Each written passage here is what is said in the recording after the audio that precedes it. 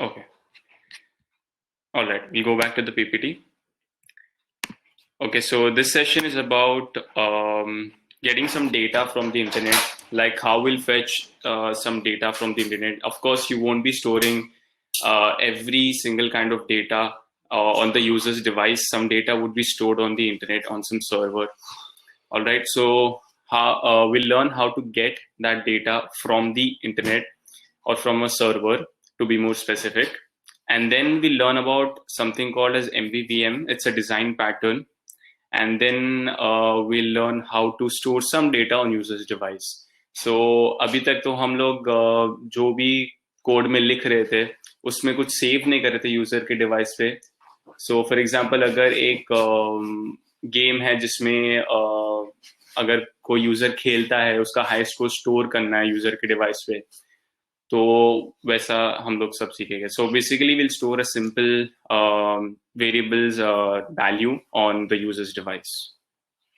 Okay, so first of all, let's start with getting data from the internet.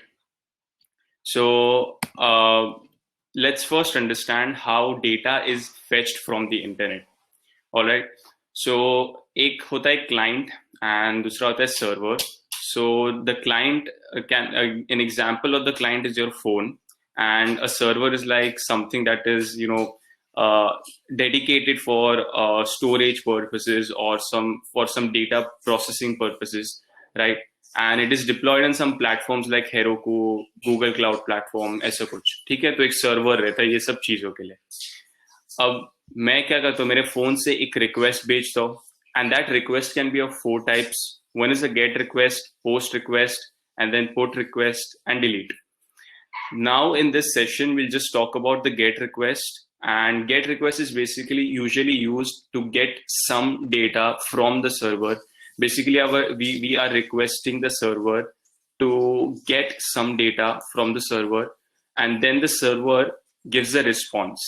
And that response can be an HTML page. Like for example, if I type www.google.com, the response that I get is an HTML page where there is a search bar and I can search anything, right? Okay, that response can also be an audio file, an MP3 file, or even a video file. And it can also be a JSON data type. अच्छा, JSON data type basically, I mean JSON format data type क्या होता है मैं एक बार बता देता हूँ. So I'll just search for JSON. Yeah, so basically it's something like this. अगर आपने Python पढ़ा होगा तो उसमें डिक्शनरी पढ़ा होगा जिसमें की वैल्यू पेयर्स होता है. सो बेसिकली ऑर्डर्स है, फिर उसमें एक लिस्ट है, एंड हर एक ऑर्डर के लिए एक ऑर्डर नंबर है, डेट है, ट्रैकिंग नंबर है, and then the value, this is called the value, like order number क्या होना चाहिए 7487, like this. So basically you're storing like key value pairs, and that is called as JSON data type. All right, so in our session we'll be dealing with JSON data type. We go to the next slide. Okay, so we'll talk about retrofit, and retrofit is a library that is used to fetch some data from the server. So जैसे कि मैं पहले बोल रहा था कि हम लोग को सर्वर से कुछ डेटा उठाना है by sending a request, and that server will give a response. So how we'll send a request and how we'll handle those responses in our Android app, that for that we'll use a library called as retrofit. That helps us a lot because it works well with different data formats like JSON. XML में भी अच्छे से काम करता है.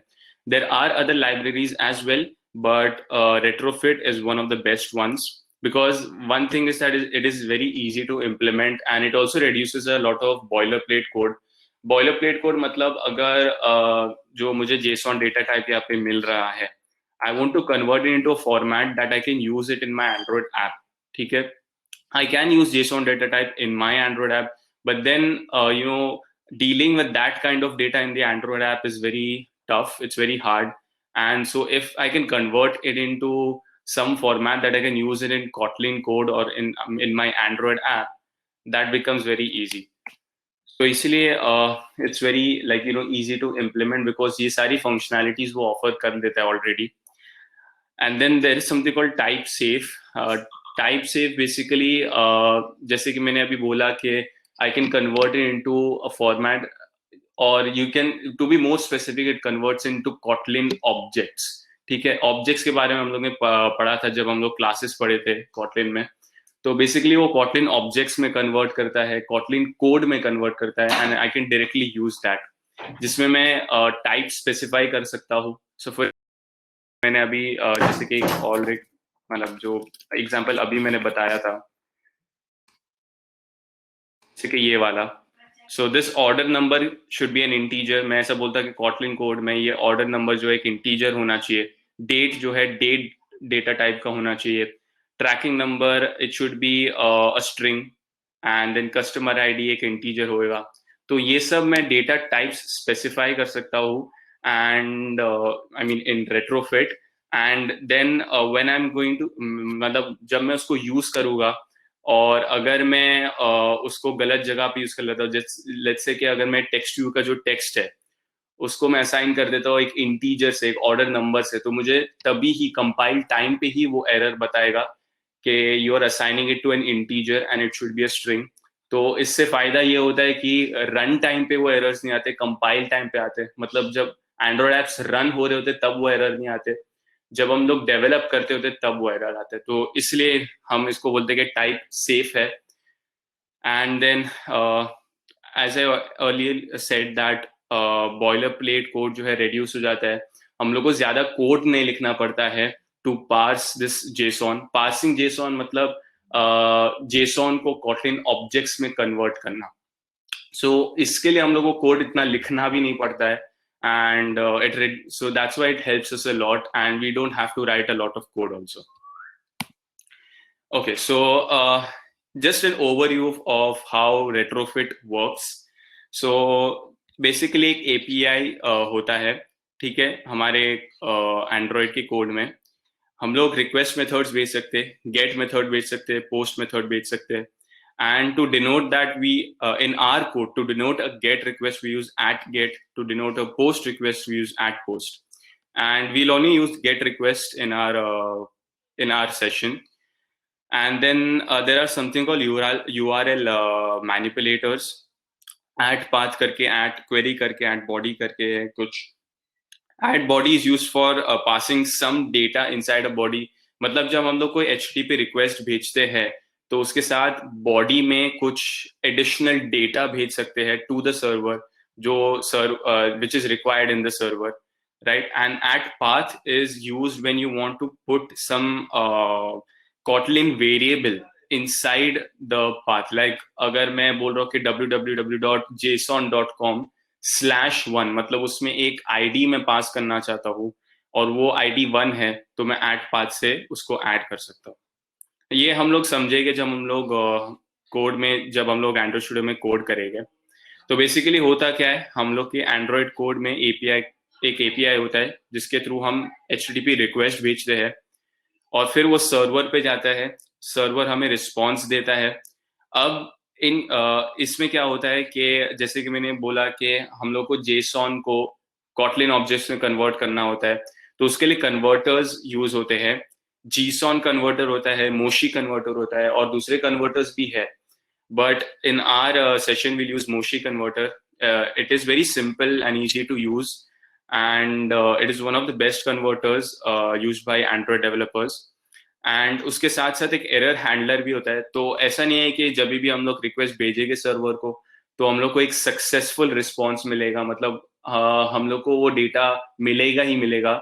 ऐसा हो सकता है कि एरर आए कोई, मतलब जैसे कि हम लोग ने जो डेटा भेजा है बॉडी में वो कुछ गलत फॉर्मेट में भेज दिया, या @path में जो हम लोग ने आईडी स्पेसिफाई किया था यूआरएल में, ऐसा कोई आईडी का कोई पोस्ट है ही नहीं, तो इसलिए वो फेलियर मैसेज भी भेज सकता है, सक्सेस मैसेज भी भेज सकता है। तो उसके लिए एरर हैंडलर होता है, ठीक है। तो अभी जाते हैं हम लोग एंड्रॉइड स्टूडियो विंडो में। तो बेसिकली यहाँ पे मेरे पास एक ऐप है जिसमें मैंने हर एक पार्ट के लिए, like we are going to cover 3 topics, right, तो हर एक टॉपिक के लिए एक अलग से फोल्डर में मैंने कोड लिख दिया और हर एक कोड के लिए मैंने एक फ्रैगमेंट बनाया। सो this is the retrofit fragment. Okay, will handle this error afterwards, like ये एरर मैं सॉल्व करूंगा, डोंट वरी। सो बेसिकली ये एक नया एप्लीकेशन बनाया मैंने जिसमें एक्टिविटी अंडरस्कोर मेन में मैंने लिखा हो कि फ्रैगमेंट डिस्प्ले होना चाहिए, और कौन सा फ्रैगमेंट डिस्प्ले होना चाहिए, वो रेट्रोफिट वाला फ्रैगमेंट होना चाहिए। ठीक है। So the first thing that I want to talk about is if we go into our retrofit code folder, we'll see something called this post class. जैसे कि मैंने बोला था कि there is something called as Pojo in Java. ठीक है, इसका मतलब होता है plain old Java objects. ठीक है।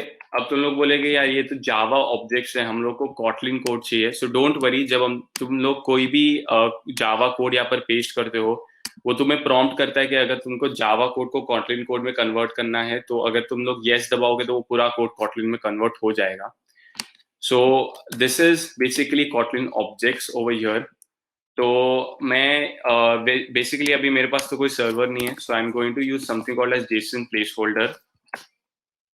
जेसन प्लेस होल्डर बेसिकली एक रेस्ट एपीआई है, जिसमें मतलब जो टेस्टिंग पर्पसेस के लिए या टीचिंग पर्पसेस के लिए यूज किया जाता है। तो अगर मैं इधर ये स्लैश पोस्ट पे अगर एक गेट रिक्वेस्ट भेजता हूँ, तो मुझे ऐसा कुछ रिस्पॉन्स मिलता है जिसमें सारे पोस्ट होते हैं, उसकी एक यूजर आईडी होती है, टाइटल होता है, बॉडी होता है, राइट।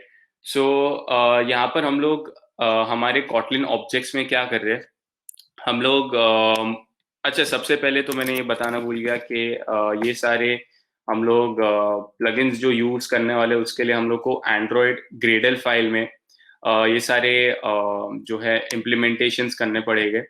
इसका चाहिए तो मैं सेशन के बाद ये पूरा कॉपी पेस्ट करके भेज दूंगा। तो ये सारे डिपेंडेंसीज हम लोग को चाहिए जो मैंने ऑलरेडी रखा हूँ। ठीक है। तो बेसिकली हमारे कॉटलिन ऑब्जेक्ट्स में हम लोग क्या कर रहे हैं, हम लोग बोल रहे कि जो जेसॉन में जिसकी की is with the name user ID, यहाँ पर ये जो यूजर आईडी है उसको कॉटलिन में हम लोग यूजर आईडी के नाम से जानेंगे, एंड उसका जो डेटा टाइप होएगा वो एक इंटीजर डेटा टाइप होगा, and that can be also null because for some reason अगर कोई एरर अकर होता है तो ये हम लोग को मिलेगा ही नहीं, so it can be nullable, and इसके लिए हम लोग ने एक क्वेश्चन मार्क डाला है, मतलब ये नल हो सकता है। ठीक है।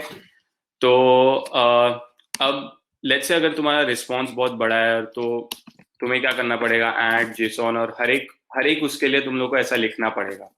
ठीक है।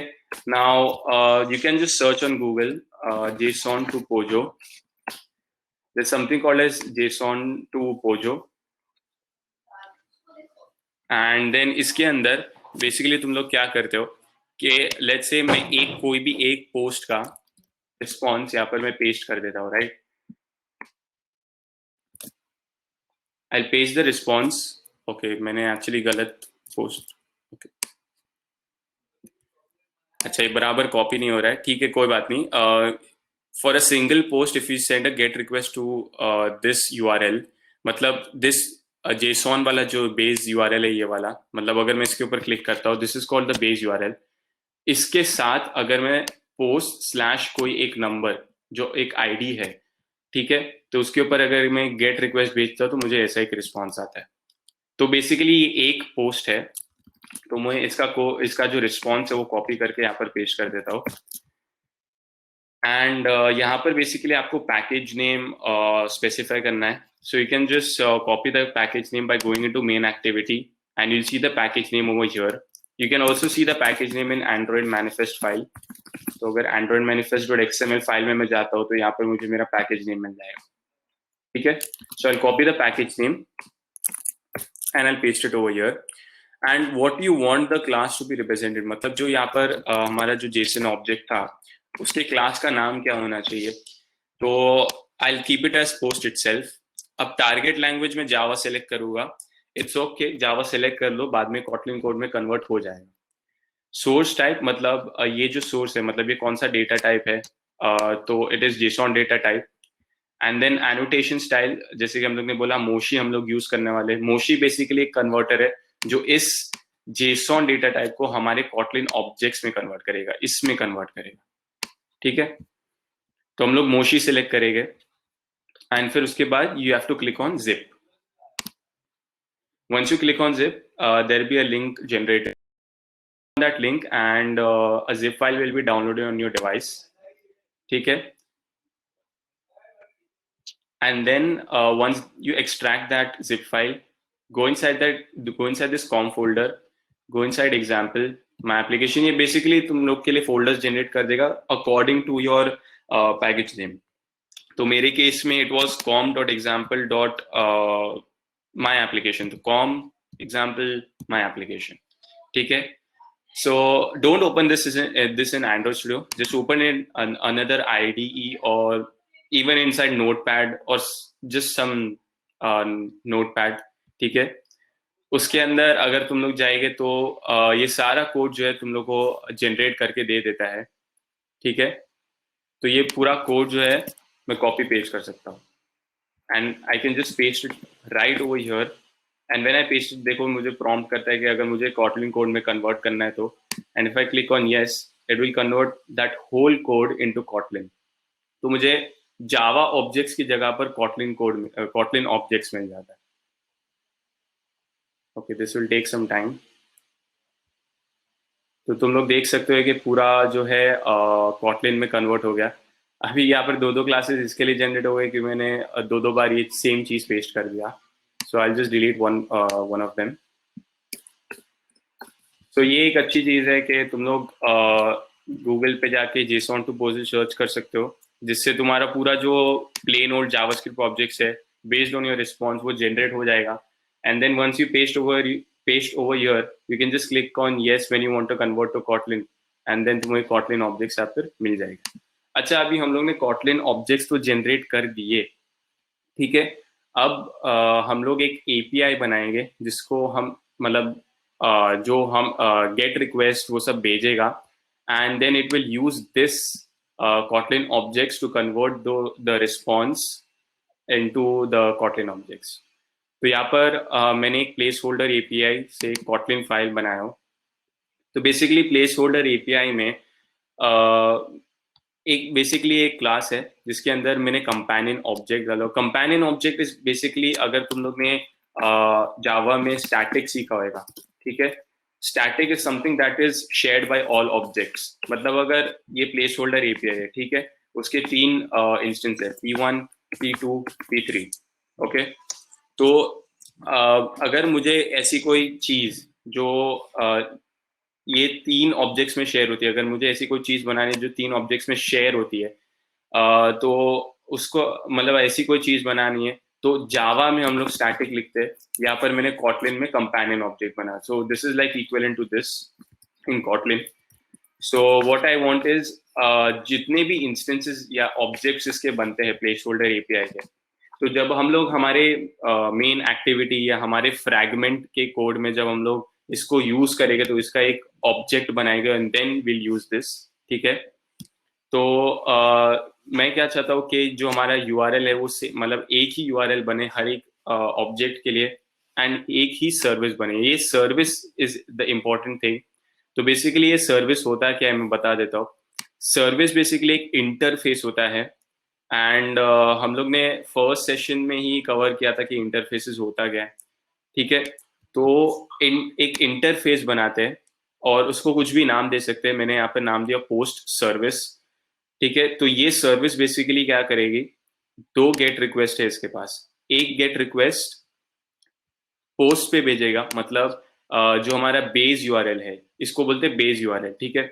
जो मैंने कंपेनियन ऑब्जेक्ट में ये प्राइवेट वैल URL जो मैंने स्पेसिफाई किया है, ये हम लोग का बेस URL है. ठीक है?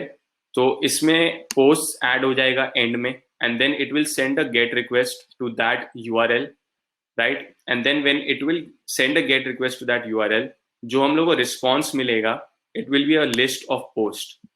तो जैसे कि अभी मैंने यहाँ पर तुम लोग को बोला था JSON प्लेस होल्डर में, अगर ये लिंक, तो this link is actually the same one as this one जिसमें पोस्ट अपेंड कर रहे पीछे. ठीक है?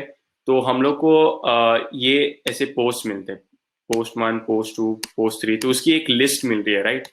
क्योंकि यहाँ पर एक लिस्ट है पोस्ट की. तो इसलिए मैंने यहाँ पर स्पेसिफाई किया कि जो हम लोग को मिलेगा वो एक लिस्ट ऑफ पोस्ट मिलेगा, और ये देखो ये पोस्ट बेसिकली हम लोग का कॉटलिन ऑब्जेक्ट है, ठीक है। And then inside post service जब भी हम लोग ऐसा लिस्ट ऑफ पोस्ट लिखते हैं, we have to wrap it inside a call. Call is basically like it's you have to wrap it when you're working with retrofit. You have to wrap your whole data type inside this call, because जब हम लोग हमारे जब हम लोग हमारे activity या fragment में इसका यूज करेंगे, तब ये जो चीज है कॉल, ये हम लोग को काम आएगी, ठीक है। तो जब मैं फ्रैगमेंट या एक्टिविटी का कोड एक्सप्लेन करूंगा तब तुम लोग को अच्छे से समझ में आ जाएगा ये. And then there is another get request, जिसमें हम लोग पोस्ट के बाद एक पोस्ट आईडी डालते हैं, जैसे कि ये वाला मैंने तुम लोग को यूआरएल बताया, ये post/1. Now this what I want is कि हमेशा ये जो आईडी है वो 1 नहीं रहे. Something like the user can specify, like 1 हो सकता है, 2 हो सकता है, 3 हो सकता है. सो इसलिए मैंने ये पोस्ट आईडी को एक कर्ली ब्रेसेस में एनक्लोज किया, जिसमें कोई भी एक आईडी ले सकता है, 1 ले सकता है, 2, 3, कुछ भी. एंड देन जैसे कि मैंने पहले बोला, एट पाथ एक यूआरएल मैनिपुलेटर है, जिसमें हम लोग जो बता सकते हैं कि ये जो पोस्ट आईडी है बेसिकली एक वेरिएबल है. इसको हम लोग कॉटलिन में आईडी के नाम से जानेंगे, एंड जिसका डेटा टाइप होगा स्ट्रिंग, क्योंकि हम लोग को यहाँ पे चाहिए स्ट्रिंग, ठीक है. तो हम लोग के यूआरएल में हम लोग ये एक्चुअली बेसिकली एक फंक्शन है. तो जब हम लोग कॉटलिन में अगर हम लोग को एक गेट रिक्वेस्ट कॉल करना है, like you want to send this get request, तो बेसिकली हम लोग को सिर्फ ये फंक्शन एग्जीक्यूट करना है, जो बेसिकली एक आईडी लेगा तुमसे, जो एक स्ट्रिंग रहेगा. एंड यहाँ पर बिकॉज हम लोग ने एट पाथ और उसके अंदर जो वैल्यू है पोस्ट आईडी डाली है, तो जो भी हम लोग ने यहाँ पर आईडी पास इन की है वो यहाँ पर आ जाएगी यूआरएल में, ठीक है. एंड देन उसका जो रिटर्न टाइप रहेगा वो सिर्फ एक सिंगल पोस्ट रहेगा, बिकॉज अगर यहाँ पर ये लिंक पे अगर हम लोग जाएंगे तो सिर्फ एक सिंगल पोस्ट मिल रहा है. तो यहाँ पर हम लोग को कॉटलिन ऑब्जेक्ट मिल जाएगा जब हम लोग गेट रिक्वेस्ट भेजेंगे. एंड देन हम लोग को लाइक जो भी हमारा डेटा टाइप है उसको रैप करना है कॉल में, क्योंकि जब हम लोग एक्टिविटी या फ्रैगमेंट में यूज करेंगे ये काम आएगा. Okay, so I explain what post service is now. ठीक है, हम लोग ने पोस्ट सर्विस बना तो दिए, बट इसको यूज भी तो करना है ना, इसको यूटिलाइज भी तो करना है, ठीक है. तो सबसे पहले हम लोग जो हमारा रेट्रोफिट वाला जो प्लगइन है उसको हम लोग यूज करेंगे. तो एक इंस्टेंस बनाएंगे रेट्रोफिट डॉट बिल्डर का, जिसमें हम लोग बेस यूआरएल सेट कर रहे हैं, ये वाला यूआरएल, ठीक है. So this is the base URL, मतलब अभी जो भी यहाँ पर गेट रिक्वेस्ट या पुट रिक्वेस्ट होगी उसके आगे ये यूआरएल आ जाएगा. तो this is the base URL, ठीक है. And then you are adding a converter factory. तो ये एक बेनिफिट है रेट्रोफिट का, जिसमें तुम लोग कन्वर्टर स्पेसिफाई कर सकते हो. जीसॉन कन्वर्टर, जैसे कि मैंने पहले बोला, जीसॉन कन्वर्टर भी होता है, मोशी कन्वर्टर होता है, और हम लोग यहाँ पे मोशी कन्वर्टर यूज कर रहे हैं. तो add converter factory method specify करके तुम अंदर as an argument you can specify Moshi converter factory dot create, जिसमें बता रहे हैं कि हम लोग मोशी कन्वर्टर यूज कर रहे हैं to convert this Kotlin object, ठीक है. Then we are calling the dot build method, जो एक इंस्टेंस बिल्ड करके देगा इस रेट्रोफिट वेरिएबल को. ओके, ठीक है, हम लोग ने इंस्टेंस बना दिए. Now we need a function और something that we can call from our activity और from our fragment, so that we can use this service. Okay, सो यहाँ पर मैंने एक फंक्शन बनाया हूँ. बेसिकली ये फंक्शन क्या करता है, जब ये फंक्शन को हम लोग कॉल करते हैं तो ये रेट्रोफिट, ये जो हमारा इंस्टेंस है रेट्रोफिट का, उसको यूज करके एक सर्विस क्रिएट करता है, जिसके अंदर एक क्लास पास करनी होती है, एक इंटरफेस पास करना होता है, ठीक है. तो यहाँ पर as an argument it takes that service and just passes it inside the create function of retrofit. ठीक है, अभी हम लोग कॉटलिन कोड में जाते हैं रेट्रोफिट के. अच्छा, before going into the Kotlin code will go to the XML code, fragment Retrofit dot XML. Okay, तो मैं इसमें बता देता हूँ कि बेसिकली क्या क्या है. एक कंस्ट्रेंट लेआउट है जो लेआउट टैग के अंदर रैप्ड है, ऑलराइट.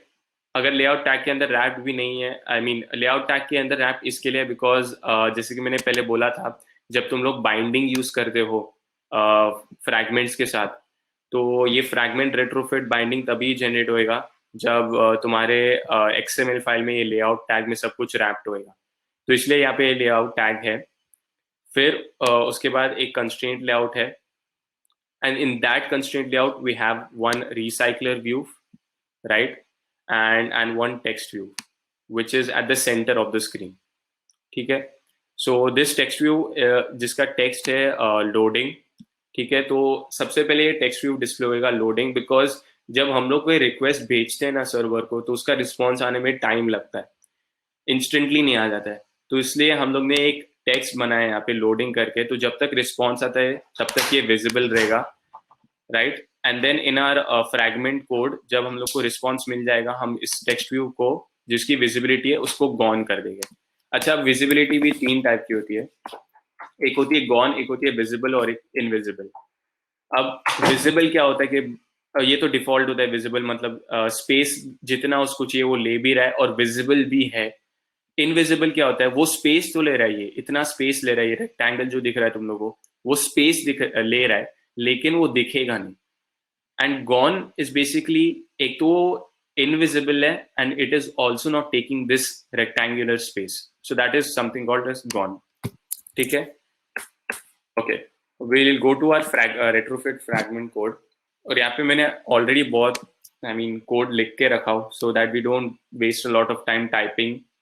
ठीक है, so we have our on create view function for our fragment, and मैंने बेसिकली 3 वेरिएबल्स बनाए हो। एक पोस्ट है जो list of the type post होएगी, and it is an empty list as of now.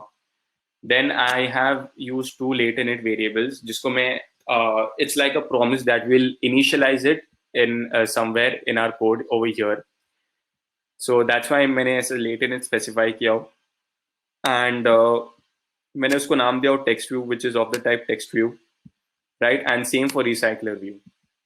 okay, so in our on create view method I have referenced our recycler view of the XML file using the binding। तो यहाँ पर जो ये मैंने variable create किया recycler view, it is referring to the bindings recycler view. यहाँ पर जो हमारे पास XML फाइल में ये वाला रिसाइक्लर व्यू है। ठीक है, फिर इसके बाद सेम मैंने टेक्स्ट व्यू के लिए किया हो।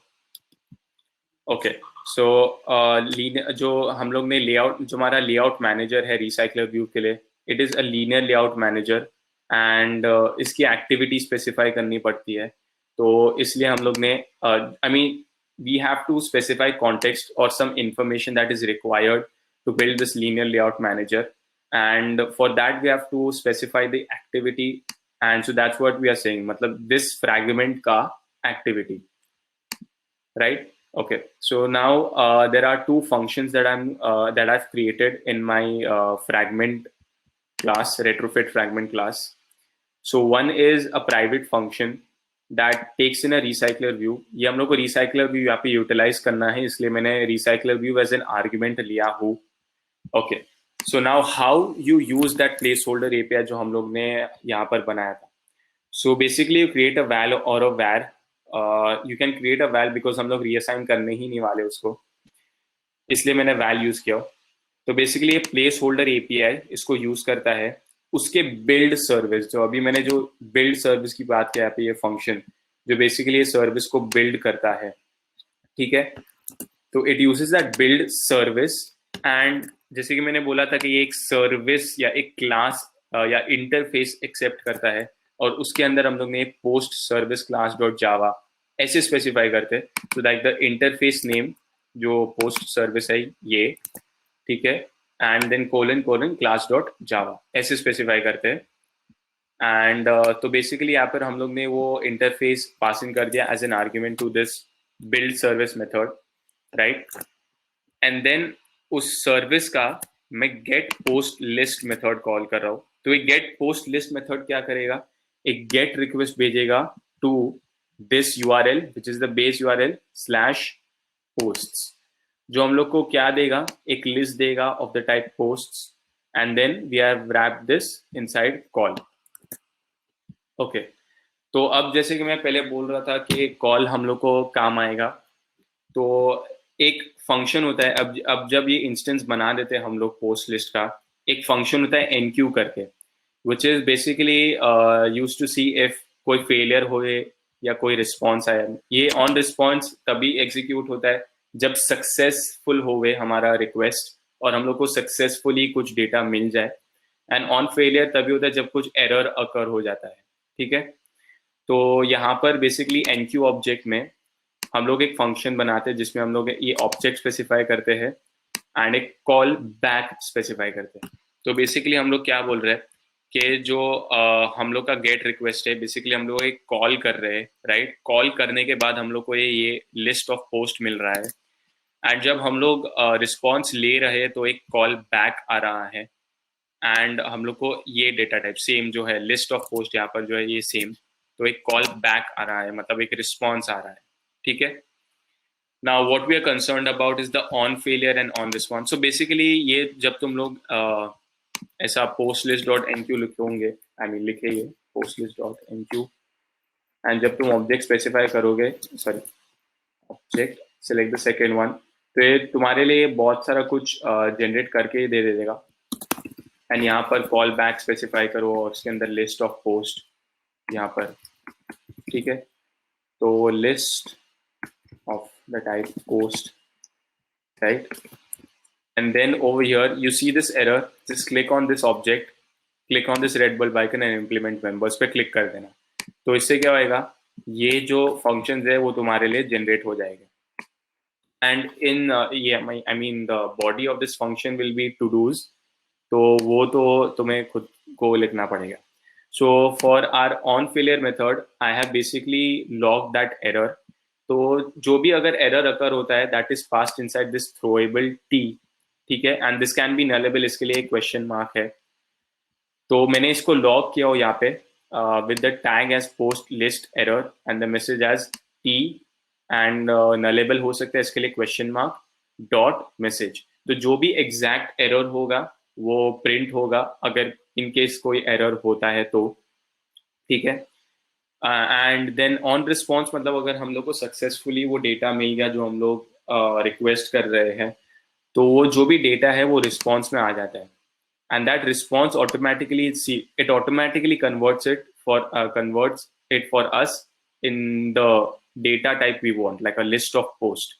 तो यहाँ पर जब हम लोग रिस्पॉन्स को यूज करके बॉडी लिखेंगे ना, तो हम लोग को सीधा सीधा ये लिस्ट ऑफ पोस्ट मिल जाएगा।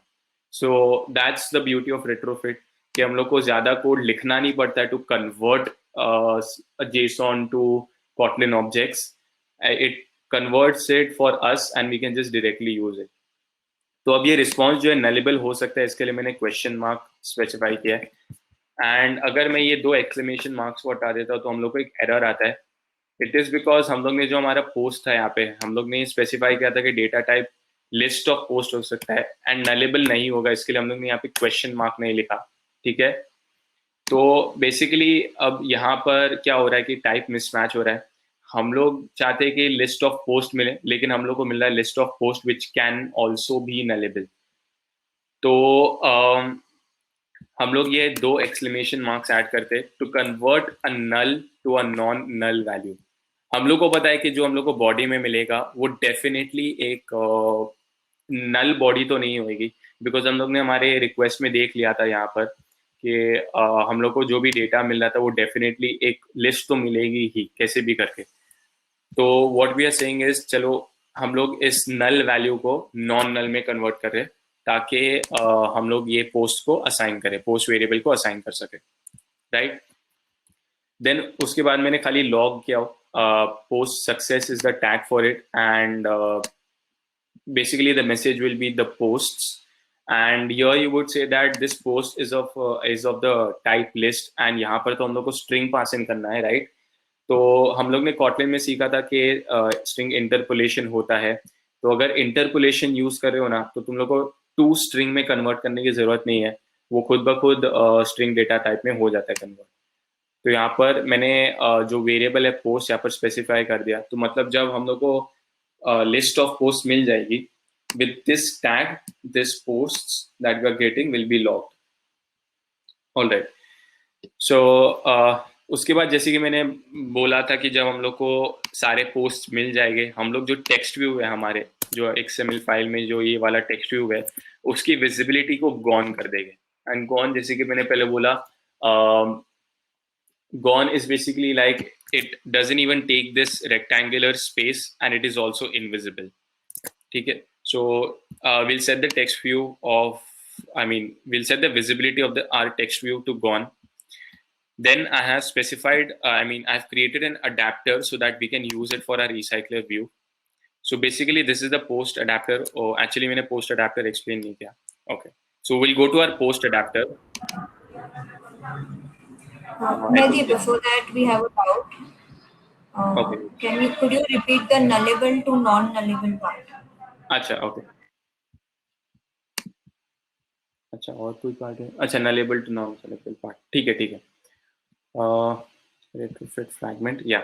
So basically देखो ये जो हम लोग क्या बोल रहे हैं कि ये जो रिस्पॉन्स है ये nullable हो सकता है, राइट? मतलब जब लेट्स से हम लोग अगर पोस्ट रिक्वेस्ट भेज रहे हैं which is usually used to create some data inside the server, जिसमें कोई रिस्पॉन्स या हम लोग कोई डेटा हासिल कर डेटा रिसीव करना एक्सपेक्ट नहीं करते, जिसमें खाली हम लोग बस एक रिक्वेस्ट भेज के छोड़ देते हैं.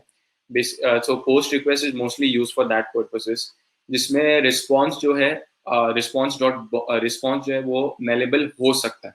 ठीक है, तो in our case that response is not nullable. Like it can be यहाँ पर function में ये nullable होना ही चाहिए, right? In this arguments. So this is like a nullable, but we know that जो भी हम लोग को data मिलेगा यहाँ पर जिस ऑन प्लेस होल्डर में, ठीक है, जो भी हम लोग को डेटा मिलेगा will definitely get a list of post.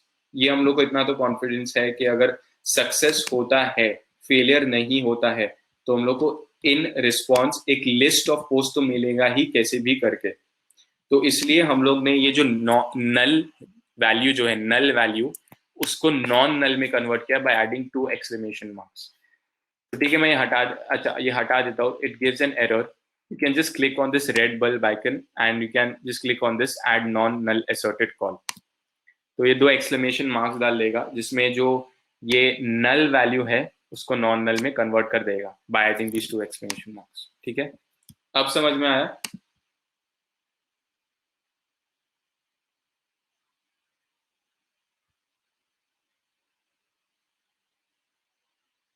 Yes, it is somewhat similar to the Dart's null aware operator. Yes, you're right. Okay, all right.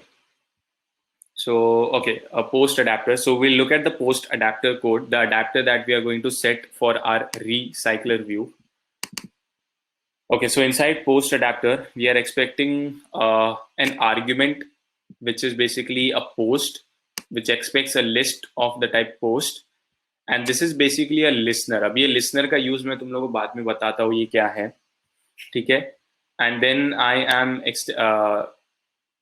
extending recycler view dot adapter because हम लोग एक adapter create करने वाले हैं and उसका जो type है post adapter dot view holder है.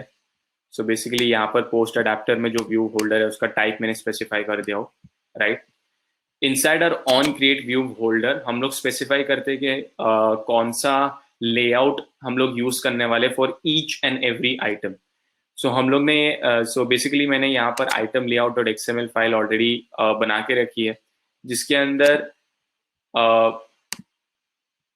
अंदर एक लीनियर लेआउट है, ठीक है? लीनियर लेआउट में कार्ड व्यू है. कार्ड व्यू इज लाइक तुम लोगों ने देखा होगा बहुत सारे एप्स के अंदर एक कार्ड होता है, कार्ड जैसा कुछ, ठीक है? अगर गूगल क्लासरूम यूज किया जाएगा तो हर एक क्लास के लिए एक कार्ड होता है, राइट? तो उसको बोलते हैं कार्ड व्यू.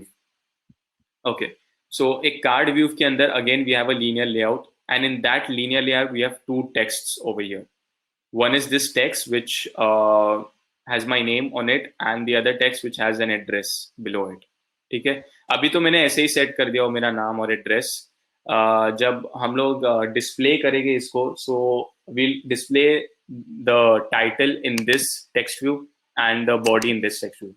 अभी तो मैंने बस ऐसे ही नाम दे दिया उसको, name and address, and also I have specified the height of this, मतलब ये पूरा हाइट नहीं लेना चाहिए स्क्रीन का, इतना ही लेना चाहिए रैप कंटेंट, इसके लिए मैंने स्पेसिफाई किया for this linear layout for the height, ताकि वो पूरा हाइट ना ले स्क्रीन का, जितना उसको रिक्वायर्ड है उतना ही ले. All right, so will go back to our post adapter. ठीक है, मैंने स्पेसिफाई कर दिया कि कौन सा लेआउट यूज होना चाहिए to display each and every post, but उस लेआउट के अंदर जो टेक्स्ट है, आई मीन जो टाइटल है, जो बॉडी है, वो क्या होना चाहिए, उसके लिए मैंने एक फंक्शन बनाया बाइंड आइटम करके हमारे व्यू होल्डर में. तो it aspects a view, of course ये तो होना ही चाहिए, it aspects a view, and using that view, तो बेसिकली यहाँ पर जो व्यू पास हो रहा है ना, वो हमारा ये आइटम लेआउट ही पास हो रहा है. ठीक है, सो उस व्यू में वो यूजर नेम की आईडी से एक टेक्स्ट व्यू ढूंढेगा. तो यहाँ पर ये यूजर नेम, बेसिकली ये वाला जो टेक्स्ट है, इसका आईडी मैंने यूजर नेम दिया हो. तो and for this text view I have use address as the ID, and I know it feels like awkward, मतलब टाइटल मैंने नाम दिया और यहाँ पे मैं r.id.user नेम कर रहा हूँ, but bear with that, of course it's not a good practice. ठीक है, तो मैंने दो टेक्स्ट व्यू, वो दोनों टेक्स्ट व्यू को रेफर किया हो by using find view by id itself, and I have assigned that to title and body. And then मैं क्या बोल रहा हूँ, जो टाइटल का टेक्स्ट है that should be post dot title. तो हम लोग ने बेसिकली यहाँ पर क्या हो रहा है, bind item is expecting a post, one single post, and this post is basically ये हमारे Kotlin objects, right? So it expects one particular post, and जो वो पोस्ट का टाइटल है, वो ये टाइटल का टेक्स्ट हो जाएगा हमारे XML फाइल में, और जो पोस्ट का बॉडी है वो हमारे XML में बॉडी का टेक्स्ट हो जाएगा. Okay, I have created this function, but I have to also execute it so that ये सारे टेक्स्ट जो है वो आ सके कार्ड व्यू के अंदर. सो उसके लिए मैंने ऑन बाइंड व्यू होल्डर में, using the holder, I have called this bind item. ठीक है, I called this bind item function, and इसके अंदर मैंने वो पोस्ट पास किया. सो बेसिकली जो हम लोग को पोस्ट्स मिलते हैं, राइट, यहाँ पर हम लोग को पोस्ट मिलते हैं and we get a particular position. तो for first post the position will be 0, for second post the position will be 1. तो बेसिकली मैं क्या कर रहा हूँ, हर एक पोस्ट के लिए हम लोग को लिस्ट मिल रहा है, राइट. तो उस लिस्ट में एक इंडेक्स पास करो. So posts of 0 will be the first post, posts of 1 will be the second post, right. So when we go to our bind item function, तो post of position will give us a single post, and जिसकी वजह से हम लोग ये title और body का text बदल पा रहे हैं. ठीक है, उसके बाद ये सेम जैसे कि मैंने अभी बोला, ये लिसनर क्या होता है. सो लिसनर बेसिकली एक ब्लॉक ऑफ कोड रहता है जिसको हम एग्जीक्यूट कर सकते हैं, and it deals with post data type, right, and जिसको हम यूज करके एक ऑन क्लिक लिसनर सेट कर सकते हैं for every particular item of the recycler view. So we can set it through holder.itemView.set onClick listener, and इसके अंदर हम लोग हमारा लिसनर पास करते हैं which also expects an argument which is a post. तो वो सेम पोस्ट जो हम यहाँ पर बाइंड आइटम में पास कर रहे थे, वो सेम हम पोस्ट यहाँ पर पास कर रहे हैं फॉर आर लिसनर. ठीक है, अब ये लिसनर तो मैंने स्पेसिफाई कर दिया कि एक ऐसा फंक्शन रहना चाहिए, ब्लॉक ऑफ कोड रहना चाहिए जो एग्जीक्यूट हो जाएगा जब हम लोग एक आइटम पे क्लिक करेंगे रिसाइकलर व्यू में. बट एग्जैक्टली क्या होना चाहिए वो हम हमारे फ्रैगमेंट के कोड में बताएंगे. सो retrofit.fragment में अगर हम लोग जाएंगे, तो बेसिकली अब हम लोग ऐसा नहीं करेंगे कि हमारे पोस्ट अडेप्टर में जैसे कि अभी यहाँ पर post adapter it takes 2 arguments, तो ऐसा नहीं है कि पोस्ट / जो भी हमारा ब्लॉक ऑफ कोड है वो लिखना चालू कर दो, ऐसा नहीं है. इसमें थोड़ा अलग होता है बिकॉज इसका जो रिटर्न है वो यूनिट डेटा टाइप है. तो बेसिकली इसके लिए क्या होता है, पोस्ट अडेप्टर और उसके अंदर जो फर्स्ट आर्ग्यूमेंट है ये मैंने स्पेसिफाई कर दिया post, which is a list of posts, and then I am directly opening curly braces, and inside that I have just given a name to this argument. Basically एक single post है, तो एक एक करके एक post जो है वो send करेगा. So basically this is one single post. इसको कुछ भी नाम दे सकते हैं, X, Y, whatever you want. I've given it post, which is of the type post. It's okay if you don't specify this type. So basically होना क्या चाहिए? It should create a toast जिसके अंदर कॉन्टेक्स्ट जो मैंने पास किया वो activity है. तो बेसिकली ये फ्रैगमेंट की जो एक्टिविटी है उसको, उसके कॉन्टेक्स्ट या उसके इंफॉर्मेशन को देखेगा. And then what should be the exact text? It should be post dot title. अच्छा, अभी लेट्स से मैं ये पोस्ट डॉट आईडी लिख दिया, ठीक है, तो मुझे एरर बता रहा है. ये इसके लिए है बिकॉज जो आईडी है वो एक इंटीजर है.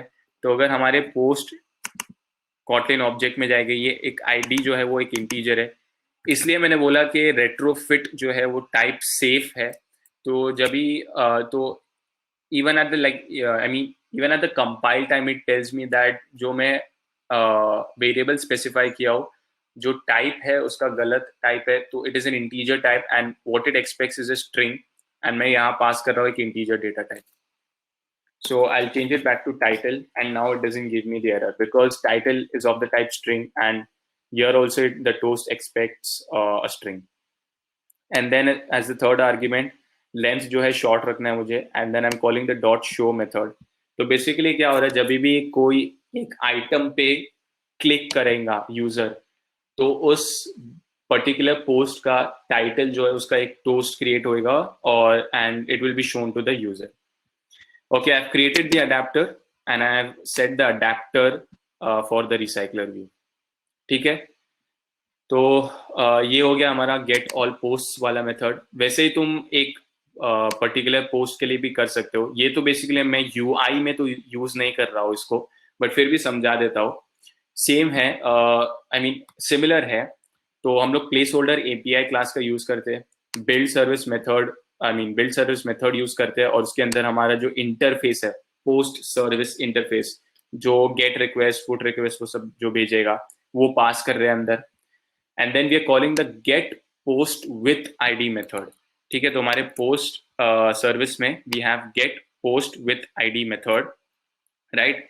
इनसाइड दैट हम लोग ने बोला था कि जो भी पैरामीटर पास होएगा वो एक स्ट्रिंग पास होएगा, and inside our URL it will be referred to as post ID, and I've used at path URL manipulator to denote that. ठीक है, तो यहाँ पर जो हम लोग ने ID स्पेसिफाई किया वो 1 है, तो we are passing 1 over there, I mean in that function. Then again we are using the enqueue method जिसमें एक कॉल बैक मिलता है. अब यहाँ पर सिर्फ एक सिंगल पोस्ट है, इसके लिए मैंने सिर्फ पोस्ट लिखा हो, और एक कॉल बैक है बिकॉज हम लोग को एक कॉल बैक मतलब रिस्पॉन्स मिलने वाला है. अच्छा, अभी अगर फेलियर होता है या एरर अकर होता है तो वो थ्रोएबल में पास इन हो जाएगा, जिसका हम लोग मैसेज लॉक करके देख सकते हैं कि एग्जैक्टली वो एरर है क्या. अगर सक्सेस होता है तो ऑन रिस्पॉन्स मेथड कॉल होएगा, again over here response dot body, ठीक है, वैल पोस्ट. अभी यहाँ पर वो एरर नहीं आएगा बिकॉज यहाँ पर मैंने कोई टाइप स्पेसिफाई नहीं किया है, and bye type inference itself वो एक्सपेक्ट कर रहा है कि हम लोग को नलेबल पोस्ट मिल सकता है. तो अगर मैं इसको पोस्ट कर देता हूँ लेट्स से, तो देखो मुझे एरर दे रहा है, एंड पोस्ट क्वेश्चन मार्क कर देता हूँ, मतलब नलेबल हो सकता है वो पोस्ट, तो इसलिए हम लोग को एरर नहीं दे रहा है.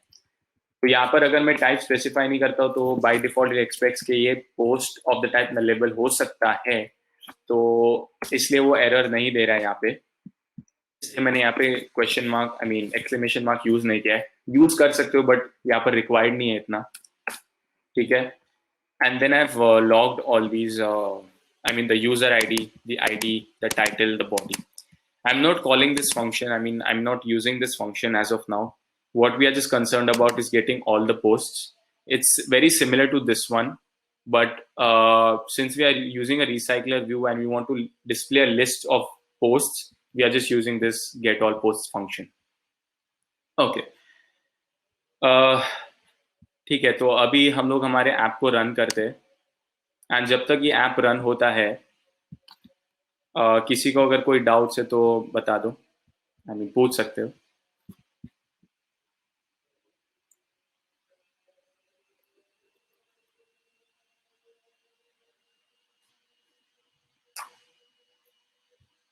Okay, seems like no one has a doubt.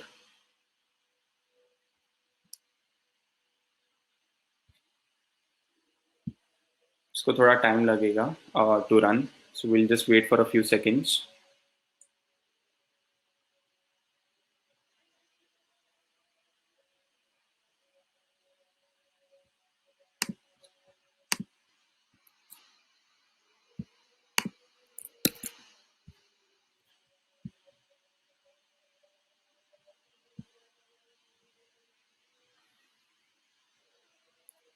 Okay, so as you can see, पहले लोडिंग एक टेक्स्ट आ रहा था, फिर उसके बाद जैसे ही रिस्पॉन्स हम लोग को मिल गया, वो लोडिंग टेक्स्ट की विजिबिलिटी को हम लोग ने गॉन कर दिए, जिसकी वजह से वो टेक्स्ट व्यू अभी विजिबल भी नहीं है और वो स्पेस भी नहीं ले रहा है। And now we have a recycle view जिसमें हर एक पोस्ट का एक टाइटल है एंड एक बॉडी है। एंड अगर मैं कोई भी एक आइटम पे क्लिक करता हूँ, जैसे कि ये वाले आइटम पे क्लिक करता हूँ, उस आइटम का टाइटल जो है यहाँ पर डिस्प्ले हो रहा है, उस पोस्ट का टाइटल यहाँ पर डिस्प्ले हो रहा है टोस्ट में। I am not sure if you are able to see it, but यहाँ पर टोस्ट डिस्प्ले हो रहा है।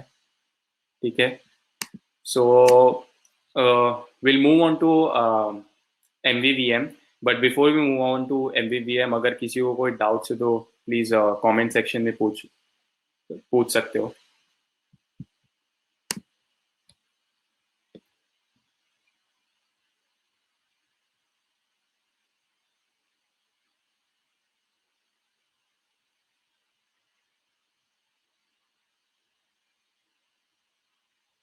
All right, I don't think किसी को कोई डाउट है। All right, then we move on to the second part of this session, which is about MVVM. MVVM stands for Model View Model. तो MVVM में जो ये V और ये जो M है वो अलग चीज़ नहीं, वो एक ही चीज़ है, व्यू मॉडल। तो it stands for Model View Model. It basically consists of three things. अब ये MVVM होता क्या है? सबसे पहले, it's a design pattern, and design pattern is like how you structure your code. मतलब like how you organize your code into different files and folders or different classes and interfaces. तो कैसे तुम लोग तुम्हारे कोड को structure करते हो, and why design pattern is even important. अब अगर let's say you added all the code, like the whole code inside a single activity and a fragment, जिसमें तुम्हारे retrofit के network calls भी हो रहे, जिसमें जो UI, I mean जो let's say यूजर के डिवाइस पे कुछ अगर डेटा स्टोर करना है, उसका भी कोड तुमने वही फ्रैगमेंट या वही एक्टिविटी में लिख दिया, and a lot of other code inside that single activity और fragment. This can make your code unscalable. Unscalable मतलब अगर तुम्हें फ्यूचर में ये कोड पे काम करना है और इसमें अगर कोई नई फीचर्स ऐड करने हैं या तुम्हारे ऐप को मॉडिफाई करना है, तो वो बहुत डिफिकल्ट प्रोसेस हो जाता है, बिकॉज तुम लोग ने तुम्हारे कोड को अच्छे से स्ट्रक्चर भी नहीं किया है, ऐसे वे में नहीं बनाया कि वो स्केलेबल हो सके। स्केलेबल मतलब उसके ऊपर आगे और काम कर सके। आई मीन कर सकते हो, बट बहुत डिफिकल्ट होएगा to even make a single change और to even add one single feature. So it's very important to structure your code well. And then one more thing is there's something called as testing, or to be more precise, unit testing and integration testing in Android. तो ये जब तुम लोग complex apps बनाते हो, जब बड़े बड़े एप्स बनाते हो, तब यूनिट टेस्टिंग करते हो, इंटीग्रेशन टेस्टिंग करते हो। बेसिकली ये तुम टेस्ट करते हो तुम्हारे ऐप को before releasing it to the play store. तो जब तुम्हारा कोड बहुत अनस्ट्रक्चर्ड रहता है, अच्छा सा आई मीन डिजाइन पैटर्न तुम लोग यूज नहीं करते हो, तो इससे क्या हो जाता है, it becomes very hard for testing. तो अगर एक सिंगल क्लास या सिंगल मॉड्यूल तुम लोग को टेस्ट करना है, तो तुम I mean it becomes very difficult, because तुम्हारा जो कोड है it doesn't follow any design pattern and एकदम अनस्ट्रक्चर्ड है, like everything is just inside one fragment and inside one activity. अब एक एग्जाम्पल ले लो, अगर एक आदमी है एंड वो सिर्फ 4 किलो उठा सकता है एंड तुम उसको 6 किलो का वजन उठाने को दे रहे हो, सो कितना बर्डन भी ले रहा है, and at some point of time he will fall down, right, because वो weight उठा नहीं पाएगा। Same goes for the activity and fragments। तो इससे क्या होता है, परफॉर्मेंस पे भी फर्क पड़ सकता है अगर तुम सब कुछ अपने फ्रैगमेंट और एक्टिविटी में कर रहे हो। ठीक है, now what MVVM does is it separates your view, that is your activity and fragments, from your business logic. मतलब एक होता है व्यू या यूआई लॉजिक एंड एक होता है business logic. So basically view या एक्टिविटी या फ्रैगमेंट्स क्या होते हैं, या यूआई लॉजिक क्या होता है, to be more precise. UI logic is just concerned about how it will display the data on the screen. That means when it gets some data in some format, it has to just display that data. और अगर UI में कोई अगर changes हो रहे हैं, तो it is just concerned about that. So it is only concerned about two things: the changes that are happening only in the UI, and if it gets some data and if it wants to display it, how it will display it to the user. So everything that's processed in the UI, usme UI logic is concerned about that. And business logic is basically how the data is processed. Kuch conversion ho raha hai from one type to another, from one data type to another data type, where it is getting the data from. So all these all these functionalities, or all this logic is inside the business logic. तो basically ऐसा example समझ लो कि एक आदमी है जो सिर्फ UI control कर रहा है, एंड एक आदमी जो मैनेज कर रहा है कि डेटा कहाँ से आ रहा है, और अगर उसको कोई फॉर्मेट में कन्वर्ट करना है ताकि यूआई एक्सेप्ट कर सके उसको, तो वो कन्वर्जन भी कर रहा है. So that is business logic, and then that is separating itself from the UI logic. Okay, तुम लोग को ये समझा क्या, I mean business logic and UI logic? अच्छा, एक डाउट है, is it necessary to convert schema to Pojo and then to Kotlin code, or can we directly write the schema? Basically हम लोग पोजो या कॉटलिन कोड में इसके लिए convert करते हैं ताकि हम लोग के लिए आसान हो जाए to use it in our Kotlin code. It's not so it's not that necessary to convert it into Pojo or Kotlin code, but then it becomes very time consuming process to write the whole code so that we can use it in our app. And plus runtime errors भी हो सकते हैं, because अगर जैसे कि मैंने पहले एक एग्जांपल दिया था, post.id लिखा था मैंने टोस्ट में, जिसमें post.id इंटीजर है बट एक्चुअली क्या एक्सेप्ट करता है, एक स्ट्रिंग एक्सेप्ट करता है. तो इसमें प्रॉब्लम्स होते हैं, and that's why we convert into POJO and Kotlin code. Anyways, like if you don't want to use Pojo, you can of course not use it, but on the other hand, it is very helpful, and तुम्हारा ही काम आसान कर रहा है वो. Okay, so did you understand MVVM? The concept that I explained over here.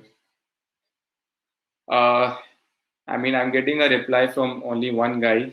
Okay, Akansha, thanks. Okay, so everyone understood what design patterns are, and what MVVM or a design pattern basically does.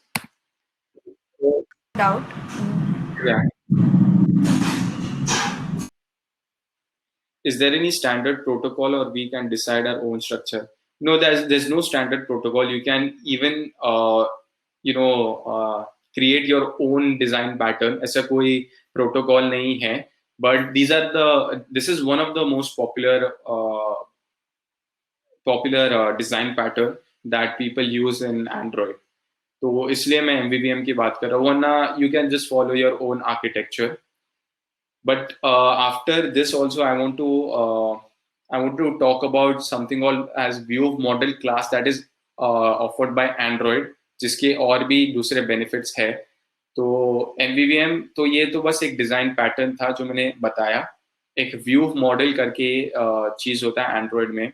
एक view model class होती है जो Android already तुमको दे देती है, जिसको तुम लोग यूज करके लाइफ साइकिल अवेयर डेटा बना सकते हो. अब वो लाइफ साइकिल अवेयर डेटा और वो सब मैं आगे समझाऊंगा क्या है. सो एक बेनिफिट ये नहीं है कि ऐसा यही यूज करना है MVVM, दूसरा भी यूज कर सकते हो. बट एक और बेनिफिट है कि जो व्यू मॉडल क्लास ऑफर करती है एंड्रॉइड, उसके भी बेनिफिट्स है. Will come to that later. अच्छा, just one, I will not go through this lot. तो बेसिकली मॉडल क्या होता है, it holds your application data, मतलब कौन से फॉर्मेट में तुम्हारा डेटा रिप्रेजेंट हो रहा है.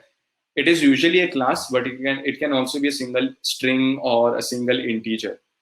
तो बेसिकली तुम्हारा डेटा कैसे रिप्रेजेंट हो रहा है, क्या हो सकता है कि इंटीजर हो सकता है या एक क्लास हो सकती है. So that's like your data. And views are like the visual elements that control your screen. तो जो activity है, जो fragments है, this is basically the view. And then view model, what it does, it's like an intermediate between the model and the view. तो अगर model या तो data में अगर कुछ चेंज होता है तो वो नोटिफाई करता है व्यू मॉडल को. एंड देन विथ और विदाउट डेटा बाइंडिंग, यहाँ पर बाइंडिंग मेंशन किया है, बट हम लोग जब हमारे कोड में इम्प्लीमेंट करेंगे तो I'll tell you one example with data binding and without data binding. So basically a view model can tell the view that there's some data change, so that it then changes the data that is displayed on the screen. And then for example if some event occurs on the view, मतलब अगर कुछ click event होता है तो वो event के बारे में बताता है view model को. And then if there is some update to be done in our data or model, then that update occurs in the model.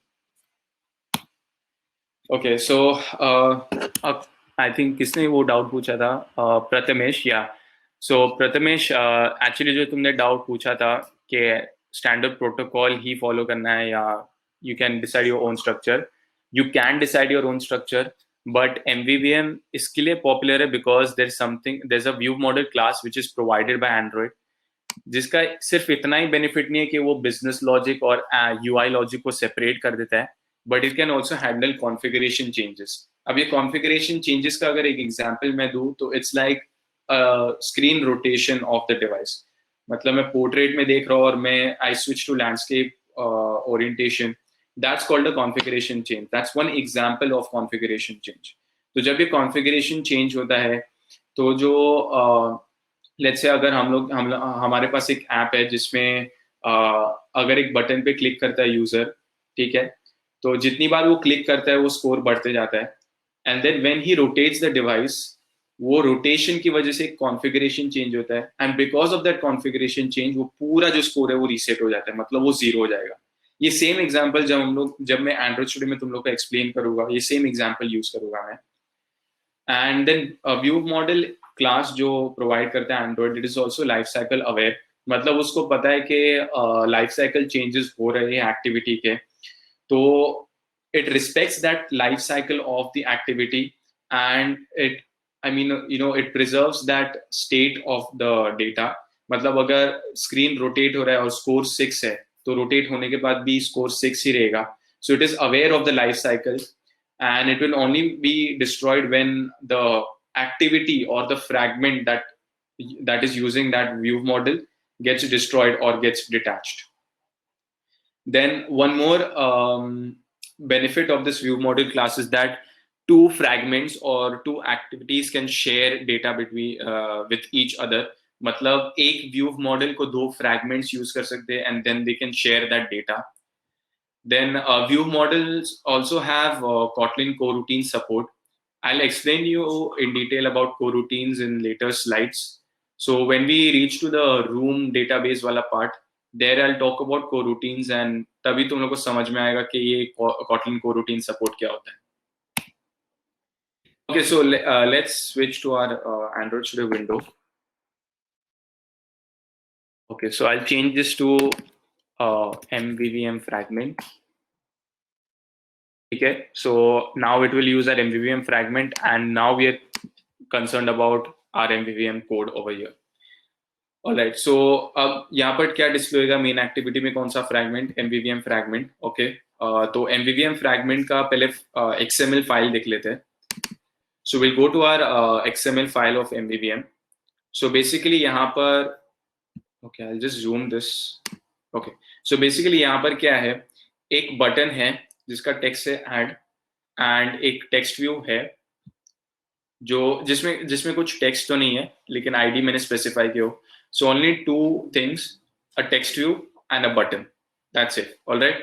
So यहाँ पर जब मैं add पे क्लिक करूँगा तो 0 से 1 होएगा, 1 से 2 होएगा, 2 से 3, 3 से 4 ऐसा.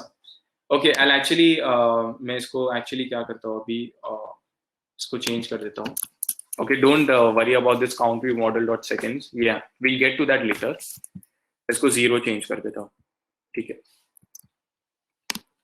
ओके, सो बेसिकली हमारे ऐप में क्या होएगा, जब ऐप स्टार्ट होएगा ये 0 होएगा स्कोर, और जैसे ही यूजर क्लिक करेगा ऐड पे, स्कोर बढ़ता जाएगा bye 1. So for that, of course, we need to code in Kotlin. So we'll go to our fragment. Okay. तो यहाँ पर मैंने बाइंडिंग ऑब्जेक्ट बनाया हो हमारे फ्रैगमेंट के लिए. Okay. And I've referred to the text view and the button in our XML file. And again, for this text view and for this button, मैंने late init variables बनाया हो. अच्छा, ये late init variables इसके लिए बनाया because अगर मुझे लेट्स से अगर इस ऑन क्रिएट व्यू मेथड के बाहर अगर मुझे यूज करना होता this same text view and this same button, इसलिए मैंने यहाँ पर स्पेसिफाई किया है. वैसे तो मैं अभी यूज नहीं कर रहा हूँ, but in case if you want to use these two variables text view and button outside this on create view method, you can declare it as like this late init var, and then you can use it inside any method inside this class. Anywhere you can use it. Okay, so our starting code is like this. We have a variable जिसका count है अभी 0. Alright, जो text view dot text है वो count है. अच्छा, अब count तो इंटीजर है तो उसको स्ट्रिंग में कन्वर्ट करना पड़ेगा, इसके लिए dot to string method use कर रहा हूँ. सो इनिशियली जो काउंट है, जो हमारा टेक्स्ट व्यू है, उसमें 0 डिस्प्ले होएगा which is the value of this count variable. अब जब भी बटन पे क्लिक होएगा, मतलब we are setting a on click listener for our button, तो जब भी क्लिक होगा button, count will increment by 1, and then जो टेक्स्ट व्यू का टेक्स्ट है that will become counter to string. ठीक है, तो जब इंक्रीज होएगा 0 से 1 इंक्रीज होएगा, तो मैं क्या बोल रहा, टेक्स्ट व्यू का टेक्स्ट जो है अगेन काउंटर टू स्ट्रिंग हो जाना चाहिए, तो वो 1 हो जाएगा. Okay, let's run this app. And जब तक ये रन होता है, अगर किसी को डाउट्स है तो पूछ सकते हो.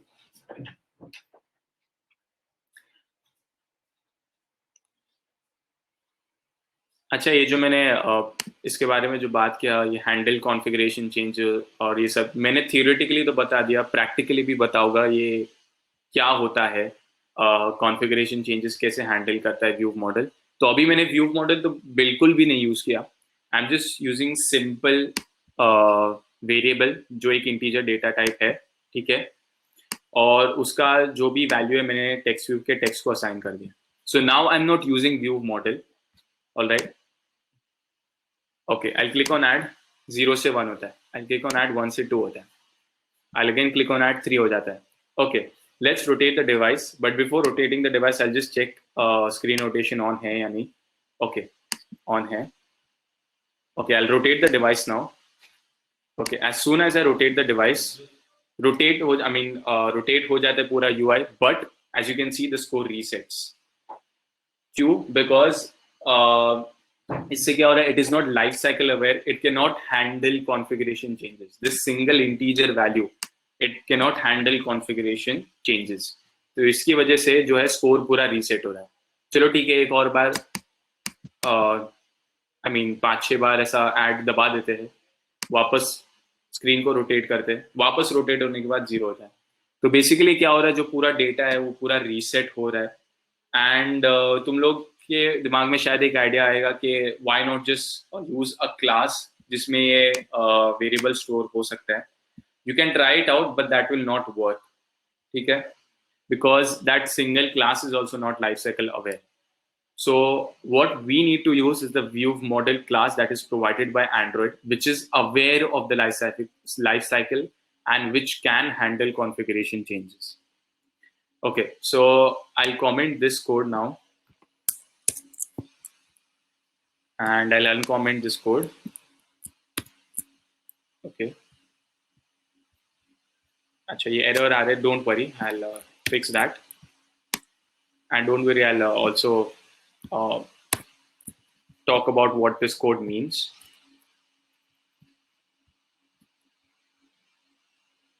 Okay, so we'll go to our. अच्छा, अभी हम लोग को एक व्यू मॉडल बनाना है.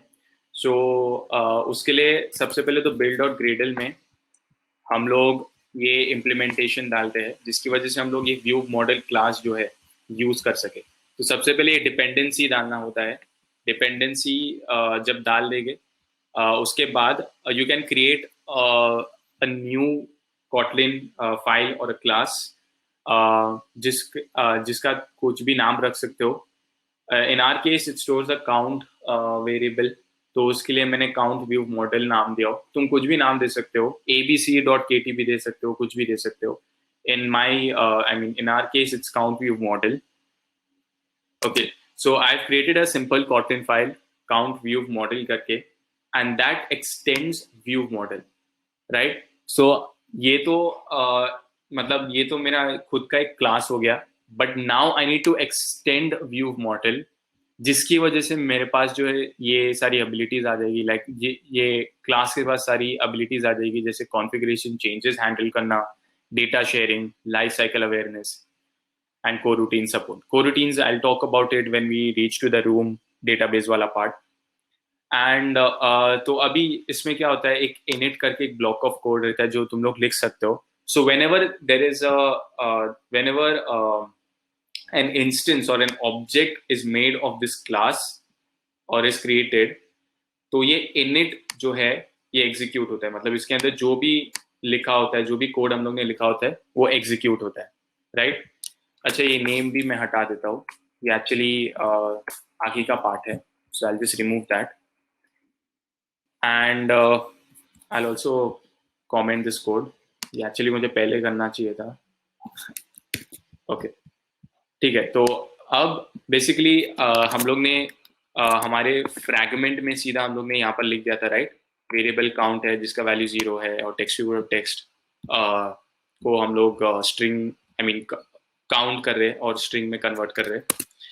तो अब हम लोग जो वो कोड है यहाँ पर लिखेंगे, except that we don't refer to any UI over here. मतलब जो यहाँ पर यूआई एलिमेंट्स है, जैसे कि टेक्स्ट व्यू, जैसे कि ये बटन, हमेशा ये याद रखना, व्यू मॉडल के अंदर you never ever refer to any UI element. हम लोग मैं बताऊंगा कि ये व्यू मॉडल को यूज करके यूआई में चेंजेस कैसे होते हैं, वो मैं बताऊंगा. But at any I mean in any case, never ever use, I mean never ever refer to any UI element inside your view model. तो ये जो text view है और ये button है, never pass it inside this view model. Okay, तो मैंने एक वेरिएबल बनाया count, which is of the type integer, जिसकी वैल्यू 0 है, और एक सिंपल सा फंक्शन है add, जो क्या करता है, एक सिंगल टास्क करता है, काउंट को इंक्रीमेंट करता है, एंड दैट्स इट. अच्छा, अब जब भी हम लोग व्यू मॉडल क्लास को एक्सटेंड करते हैं, हम लोग एक फंक्शन को ओवरराइड कर सकते हैं, and that function is on clear. ये ऑन क्लियर तभी एग्जीक्यूट होता है जब जो एक्टिविटी या जो फ्रैगमेंट जो इसको यूज कर रहा है वो डिस्ट्रॉय हो जाता है या डिटैच हो जाता है, या तो फिर you can say that when the user clicks home और रीसेंट्स में से वो ऐप को क्लियर कर देता है. ठीक है, तो तभी ये ऑन क्लियर मेथड एग्जीक्यूट होता है. तो मैंने ये ओवरराइड कर दिया. I mean it's not necessary to override this, if you want you can. तो मैंने ओवरराइड करके बस एक लॉग किया हूँ जिसमें टैग है काउंट व्यू मॉडल एंड जिसमें मैसेज है on clear call. Okay, so now will get back to our fragment का कोड. सो नाउ अभी तुम लोग ऐसा सोच रहे होगे कि काउंट व्यू मॉडल को हम लोग को इंस्टेंशिएट करना है, मतलब इसका एक इंस्टेंस बनाना है.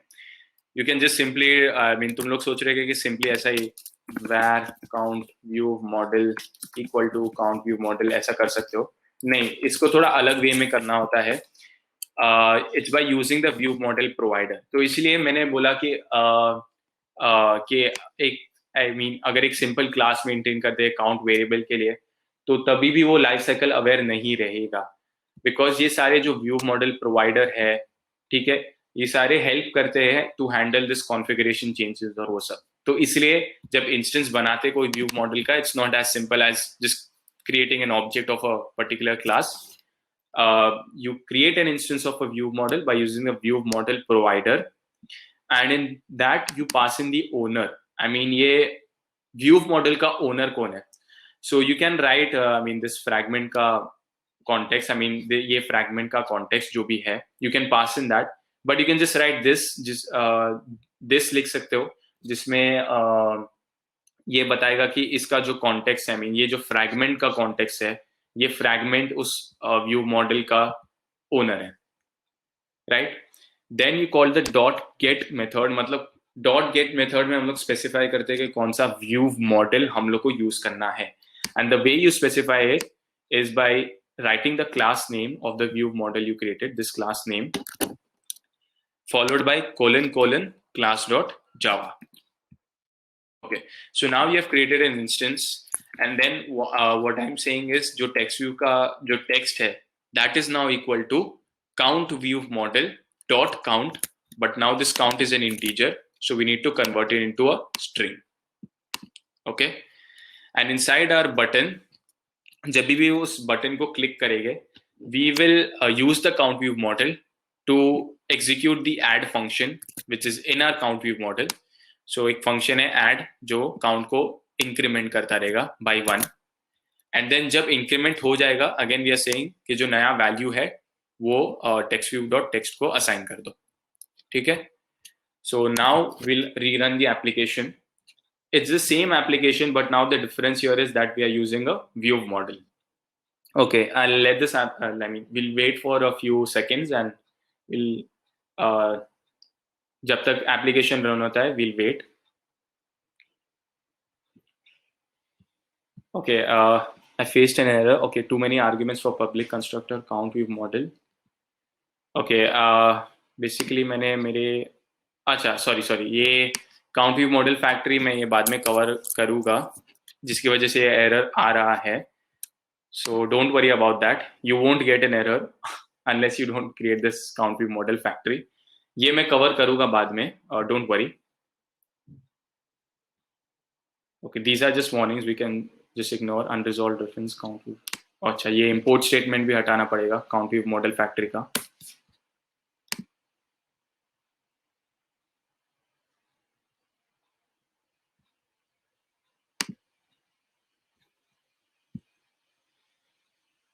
Okay, जब तक ये ऐप रन होता है, किसी को अगर कोई डाउट्स हो तो okay, I don't think किसी को डाउट्स है. अच्छा, ओके, तो ये ऐप अभी रन हो चुका है.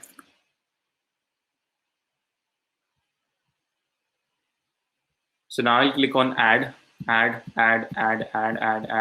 ठीक है, 7 हुआ score. Let's rotate the device. अभी भी 7 है. So you saw right, मतलब कैसे कॉन्फ़िगरेशन चेंजेस को हैंडल किया. स्क्रीन रोटेट हुआ लेकिन फिर भी 7 ही है score. Okay, let's click on add again. 15 कर देते, 16 कर देते. विल रोटेट द डिवाइस, फिर से 16 ही है. मतलब it is life cycle aware, मतलब उसको पता है कि लाइफ साइकिल चेंजेस हो रहे इस पर्टिकुलर फ्रैगमेंट के, एंड उसके पीछे जो एक्टिविटी है उसकी भी, उसमें भी लाइफ साइकिल चेंजेस हो रहे हैं. तो उसको पता है कि उसका जो डेटा है उसका जो स्टेट है उसको वो प्रिजर्व करके रखना है. मतलब अगर 16 है स्कोर तो 16 ही रखना है. एंड अगर कोई कॉन्फ़िगरेशन चेंजेस होता है तो it can handle that, I mean it can survive that configuration change. मतलब अगर रोटेट होता है डिवाइस तो ऐसा नहीं होना चाहिए कि वो 16 का 0 हो जाना चाहिए, 16 का 16 ही रहना चाहिए. Okay, so after this we'll talk about something called live data, but before we talk about live data, अभी तक अगर किसी को कोई डाउट्स हो तो पूछ सकते. Now I'm asking this question because I want to make sure that you understand everything, because this is I mean according to me ये tracks के one of the most important topics है. जब तुम थोड़े बड़े ऐप्स बनाते हो तो ये बहुत यूज होता है, इसलिए मैं बार बार ये डाउट्स का पूछ रहा हूँ.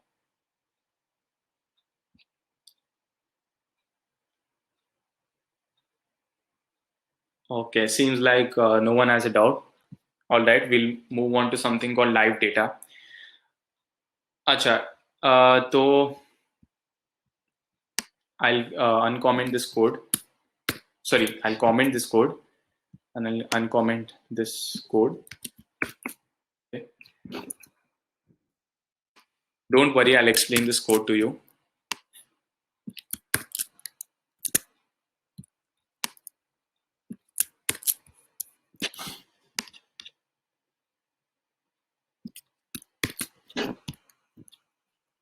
Okay, ओके, तो अभी मैंने चेंज क्या किया basically, we want a countdown timer now.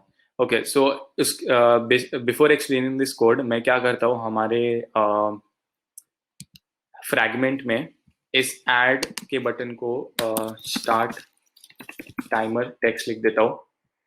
तो बेसिकली क्या होएगा कि जब हम लोग स्टार्ट टाइमर पे क्लिक करेंगे तो 10 सेकेंड्स का काउंटडाउन होएगा. ठीक है, तो जब हम लोग स्टार्ट टाइमर पे क्लिक करेंगे 10 सेकेंड्स का काउंटडाउन होएगा. एंड फॉर दैट हम लोग ने हमारे काउंट व्यू मॉडल में इंपोर्ट किया है android.os.countdown timer, which basically helps us to create a countdown timer. तो उसको यूज करके मैं I mean that countdown timer class को यूज करके हम लोग ने एक इंस्टेंस बनाया टाइमर. ठीक है, and we have said that कि हम लोग इसको इनिशियलाइज करेंगे letter.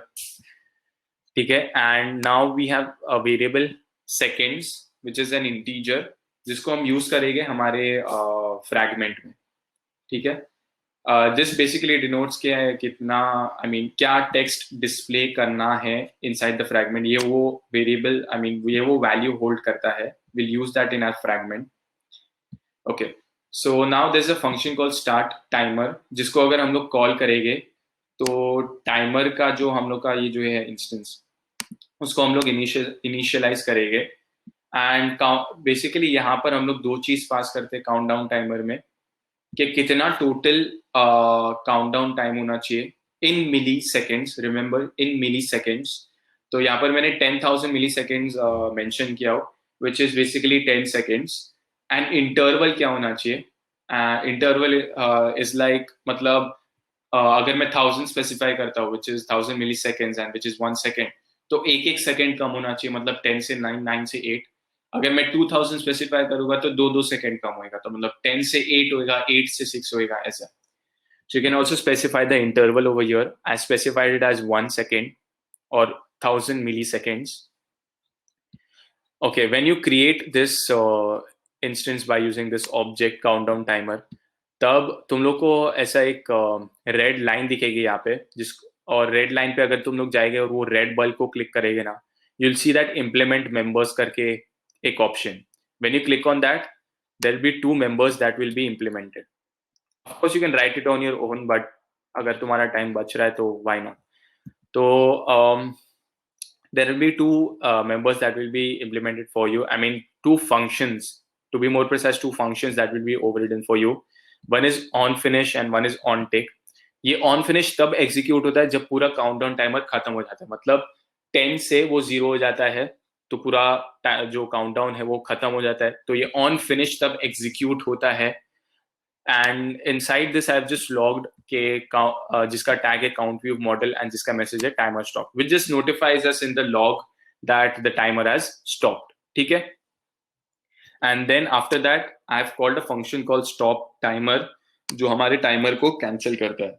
Remember whenever you are using the countdown timer just make sure you are cancelling the timer. ठीक है, that avoids causing problems in our app. So timer को cancel करना भूलना मत. And then you have an on tick method, basically override that on tick method जिसमें एक argument होती है p0 लॉन्ग. तो बेसिकली ये एक्चुअली ये p0 is nothing but the time left कि कितना टाइम बाकी है, that is the argument. And हम लोग को पास करने की जरूरत नहीं किधर से भी, ये हम लोग को ऑलरेडी दे देता है. तो हम लोग क्या कर रहे हैं, एक वेरिएबल बना रहे टाइम लेफ्ट.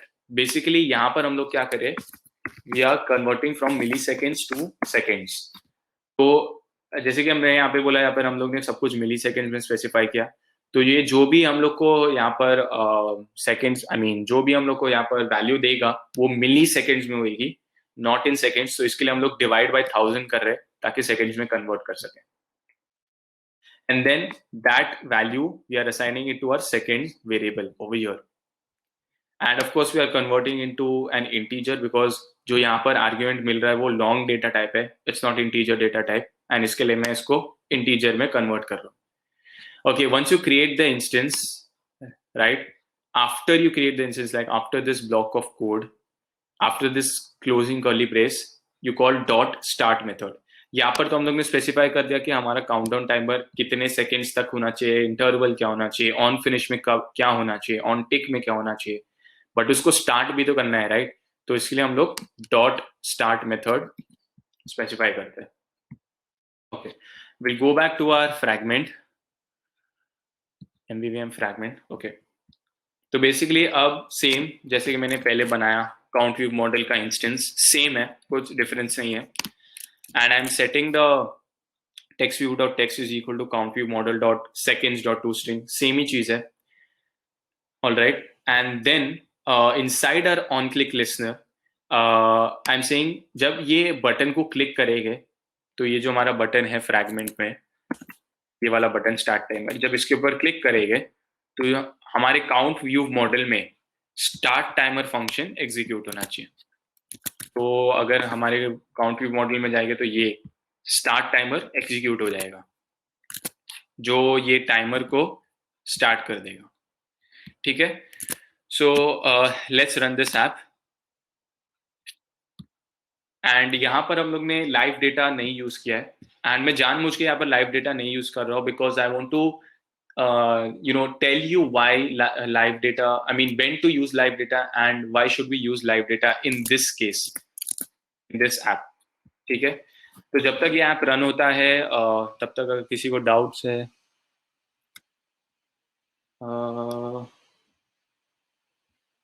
अगर किसी को कोई डाउट्स है तो पूछ सकता है.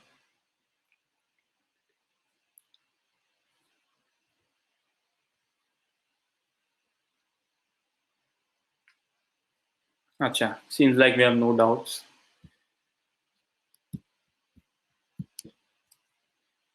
So we'll wait for this app to run.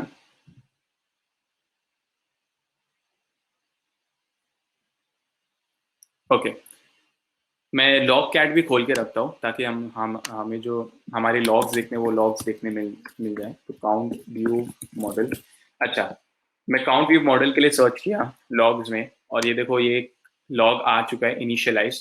तो अगर हमारे काउंट व्यू मॉडल में जाएंगे, इनिट का कोड देखेंगे, मतलब जब हम लोग ने हमारे फ्रैगमेंट में यहाँ पर जब इसको इनिशियलाइज किया था, आई मीन एक इंस्टेंस बनाया था काउंट व्यू मॉडल का, तो ये इनिट कोड एग्जीक्यूट हो गया, राइट?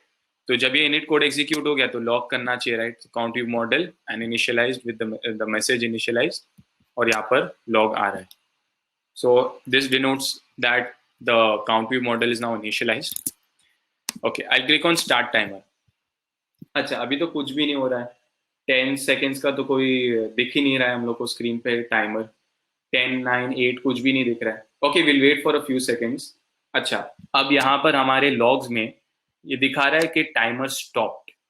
अच्छा, ये टाइमर स्टॉप्ड कब दिखाता है? जब on finish off the countdown timer is executed, मतलब जब हमारा काउंटडाउन टाइमर खत्म हो जाता है, जब 10 सेकेंड्स खत्म हो जाती है तब ये ऑन फिनिश एग्जीक्यूट होता है. And when on finish is executed it logs this to the screen. अच्छा, इससे हम लोग को ये पता चलता है कि हमारा टाइमर तो चालू है. It is I mean timer जो है 10 से 0 हो रहा है, बैकग्राउंड में हो रहा है, बट हमारी स्क्रीन पे वो दिख नहीं रहा है. It's basically because of we are not continuously observing it. It is something that we need to continuously observe it, and इसको हम बोलते हैं ऑब्जर्वेबल डेटा होल्डर. ठीक है, तो लाइव डेटा जो है वो एक ऑब्जर्वेबल डेटा होल्डर होता है, and which is also life cycle aware like view model. तो in our case it's there is a countdown timer जिसकी वैल्यू पीछे कोड में चेंज होते जा रही है, right? Based on user interact, I mean user उसको चेंज नहीं कर रहा है कोई बटन को क्लिक करके 10 से 9, 9 से 8, वो बस स्टार्ट टाइमर पे दबा रहा है एंड बैकग्राउंड में वो वैल्यूज चेंज हो रही है और वो कंटिन्यूसली चेंज हो रही है. हम लोग को कंटिन्यूसली उसको ऑब्जर्व करते रहना है.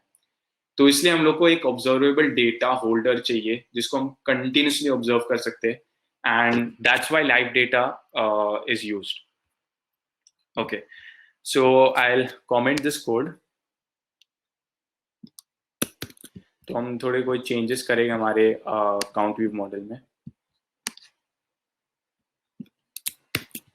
अच्छा, ठीक है. So the change that I did now is same, वही काउंटडाउन टाइमर तो है, but now I am using something called mutable live data and live data.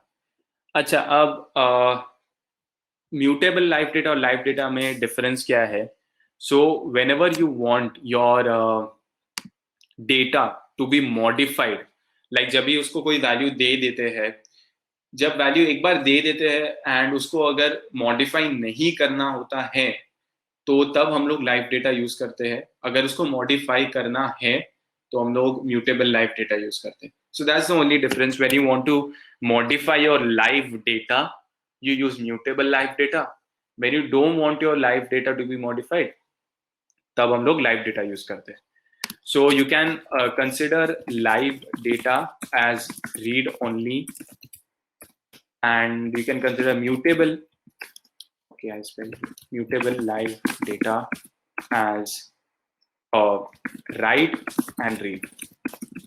तो मतलब इसमें हम लोग चेंजेस कर सकते हैं म्यूटेबल लाइव डेटा में, और उसको रीड भी कर सकते हैं. बट लाइव डेटा जो है उसको सिर्फ रीड कर सकते हैं, उसमें कोई चेंजेस नहीं कर सकते. सो that's the only difference between live data and mutable live data. तो बेसिकली मैंने क्या किया, एक प्राइवेट वेरिएबल बनाया. मतलब ये जो वेरिएबल है outside the class can not be accessed, ठीक है. एंड इसको मैंने म्यूटेबल रखा. मतलब ये जो अंडरस्कोर सेकेंड्स है that is changeable but only inside our count view model class. And then I've created a function which is public, which returns a live data, which is only read only, and then that returns our mutable live data. अच्छा, अब एक सवाल आएगा तुम्हारे दिमाग में कि ये तो म्यूटेबल लाइव डेटा है और ये लाइव डेटा रिटर्न करना चाहता है. सो isn't there a type mismatch? मतलब ऐसा live data return, I mean ये फंक्शन बोल रहा है कि वो लाइव डेटा रिटर्न करेगा, but it is actually returning mutable live data. तो टाइप मिसमैच एरर क्यों नहीं आ रहा? It's because mutable live data is basically अ सब क्लास ऑफ लाइव डेटा. तो अगर एक फंक्शन है जिसमें जो रिटर्न टाइप है सुपर क्लास है और जो एक्चुअली रिटर्न हो रहा है वो सब क्लास है, तो दैट्स नॉट अ प्रॉब्लम, कोई एरर नहीं होएगा, इट कैन रिटर्न इट. तो इसलिए यहाँ पे कोई एरर नहीं आ रहा. तो हम लोग क्या कर रहे हैं कि जो हमारा सेकेंड्स है, जो वैल्यू है, वो चेंजेबल सिर्फ ये क्लास में हो सकती है, और उसकी value is only readable and we can give it to some fragment और activity using this function seconds. So same timer है हमारे पास. जब ऑन फिनिश होएगा तो लॉग होएगा टाइमर स्टॉप, और जब ऑन टेक होएगा तो सेम टाइम लेफ्ट की मैंने एक वैल्यू आई मीन वेरिएबल बना दिया टाइम लेफ्ट. एंड यहां पर हम लोग underscore seconds equal to time left dot to int नहीं लिखेंगे. अब हम लोग यूज करें something called live data, mutable live data. तो उसकी value dot value equal to time left dot to int. मतलब अगर उसकी वैल्यू को हम लोग को चेंज करना है, अब जैसे कि ये म्यूटेबल लाइव डेटा है तो हम लोग उसकी वैल्यू को चेंज कर रहे हैं, तो उसकी वैल्यू को हम लोग को चेंज करना है, और उसकी वैल्यू चेंज करने के लिए डॉट वैल्यू मेथड यूज कर, I mean dot value use कर सकते हैं, and we can assign it to anything, I mean any value which is of this type. और यहाँ पर टाइप क्या है? इंटीजर. ओके, तो basically that's the only difference. और यहाँ पर स्टॉप टाइमर जो टाइमर को कैंसिल कर देता है. Now will go back to our fragment code, और मैं ये वाला कोड हटा दूंगा because we are not going to use this code now. Now what we are going to use is this. Okay, so ये तो मैं रहने दूंगा, like which will start the timer in our count view model, because अगर ये मैं हटा दूंगा तो फिर स्टार्ट ही नहीं होगा टाइमर. ओके, सो सेम चीज ही है. काउंट व्यू मॉडल को मैंने इनिशियलाइज किया और एक वेरिएबल को असाइन कर दिया count view model. Now I am using that variable and मैंने लिखा डॉट सेकेंड्स. अब notice here that I am using the function which is public over here, this public function. अच्छा, ये पब्लिक फंक्शन को हम लोग ऑब्जर्व करें, मतलब कंटिन्यूसली उसको देखते जा रहे हैं. And this observe method takes in the first argument as a context, a life cycle owner. Basically मैंने जैसे कि बोला कि live data is life cycle aware, ठीक है, तो उसके लिए एक लाइफ साइकिल ओनर चाहिए रहता है. तो हम लोग इधर पास करते हैं व्यू लाइफ साइकिल ओनर. मतलब इस लाइफ साइकिल, इस फ्रैगमेंट, बेसिकली हम लोग क्या बोल रहे हैं कि ये जो फ्रैगमेंट है हमारा, वो ओनर है और उसकी लाइफ साइकिल को देखते रहो, आई मीन ऑब्जर्व करते रहो, ताकि लाइफ साइकिल चेंजेस वो हैंडल कर सके. Then you specify this observer keyword and you open curly braces, and inside that you write what you want I mean, what you want, like, I mean, जब इसको observe करते हैं seconds को, right, ये seconds function को observe कर रहे हैं, what does it return? A live data which is only readable, and उसका type क्या है? Integer. ठीक है. तो जब भी हम लोग कोई live data को observe कर रहे हैं, ठीक है, तो यहाँ पर जो हमारे पास आर्ग्यूमेंट्स है उसमें ऑटोमेटिकली वो जो अंदर ये वाला डेटा टाइप है ना, अंदर ये वाला इंटीजर, वो ऑटोमेटिकली हम लोग को यहाँ पर मिल जाता है. इसका वेरिएबल नेम कुछ भी लिख सकते हैं हम लोग, एक्स, ए, बी, कुछ भी लिख सकते हैं. सो मैंने सेकेंड्स लिखा हो बिकॉज इट मेक्स सेंस, क्योंकि बता रहे कि कितनी सेकेंड्स दिखानी है स्क्रीन पे. ठीक है. And you can specify the type also. तो अब यहाँ पर हम लोग को लाइव डेटा इंटीजर नहीं मिल रहा है, सीधा इंटीजर मिल रहा है, क्योंकि अभी मैंने जैसे बोला कि हम लोग को यहाँ पे जो वैल्यू मिलती है after observing a live data, वो सीधा इंटीजर मिल जाती है, मतलब जो अंदर डेटा टाइप हम लोग स्पेसिफाई करते हैं, ये वाला. ओके. तो मतलब मैं क्या बोल रहा हूँ, उसको ऑब्जर्व करते रहो, और जब ऑब्जर्व करते रहे, आई मीन ऑब्जर्व करते साथ साथ मेक द टेक्स्ट व्यू का text to that seconds which we are getting from that live data, and also it's an integer, so we need to convert into string. So we'll rerun this application. Okay, अगर किसी को कोई doubts है तो please just like var and val. Palak, can you elaborate your question? मतलब कभी पूछा था मुझे याद नहीं. वो live data and mutable live data के वक्त. Yeah, it's similar to that. But यही है कि live data is only read only, and mutable live data is write and read. अच्छा, तो देन इट्स डिफरेंट ना, मतलब राइट मतलब वॉर वॉल का जैसे नहीं हुआ. हाँ, that is, yeah, इसलिए थोड़ा डिफरेंट है, इसलिए मैंने बोला सिमिलर है, सेम नहीं है, it's similar. Yeah. अच्छा, अभी Khurana asked in the earlier example is onTick function has no use. ऐसा नहीं है, onTick function का कोई यूज नहीं है यहाँ पर. बेसिकली ये onTick function जो है हमारे प्रीवियस एग्जाम्पल में ये रन हो रहा था, but and even the seconds value was changing, but we didn't have any way to observe this value, तो इसलिए हमारी स्क्रीन पे वो दिख नहीं रहा था. बट onTick मेथड एग्जीक्यूट हो तो रहा था. हाँ, you can say that it has no use, क्योंकि अब स्क्रीन पे वो वैल्यू दिख ही नहीं रही, तो अब ये एक्चुअली टाइमर का इतना कोई यूज नहीं है. तो इसलिए आई मीन ये onTick फंक्शन तो एग्जीक्यूट हो रहा था, बट ऑब्जर्व नहीं कर पा रहे थे ये सेकेंड्स को. तो अब तो हम लाइव डेटा यूज कर रहे हैं. ठीक है. तो will go back to our app, click on start timer. तो अभी तुम देख सकते हो 10 सेकेंड्स का टाइमर चालू हो गया है, एंड एज सून एज ये 0 हो जाएगा टाइमर स्टॉप लॉग हो जाएगा यहाँ पर.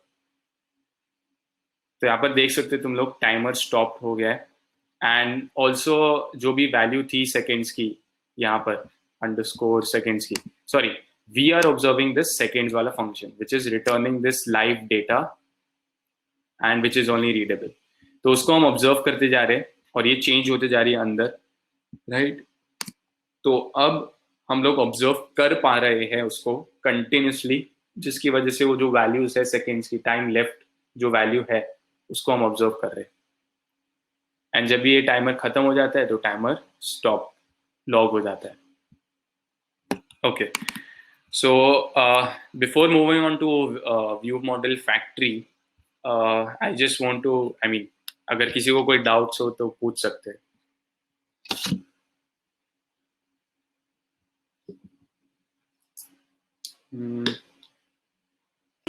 थोड़ा हैवी नहीं जा रहा है ना, एक बार पूछ लेते हैं सबसे, सिंस अभी exactly. है तो सबके लिए कस्टमाइज कर, मतलब am I going too fast?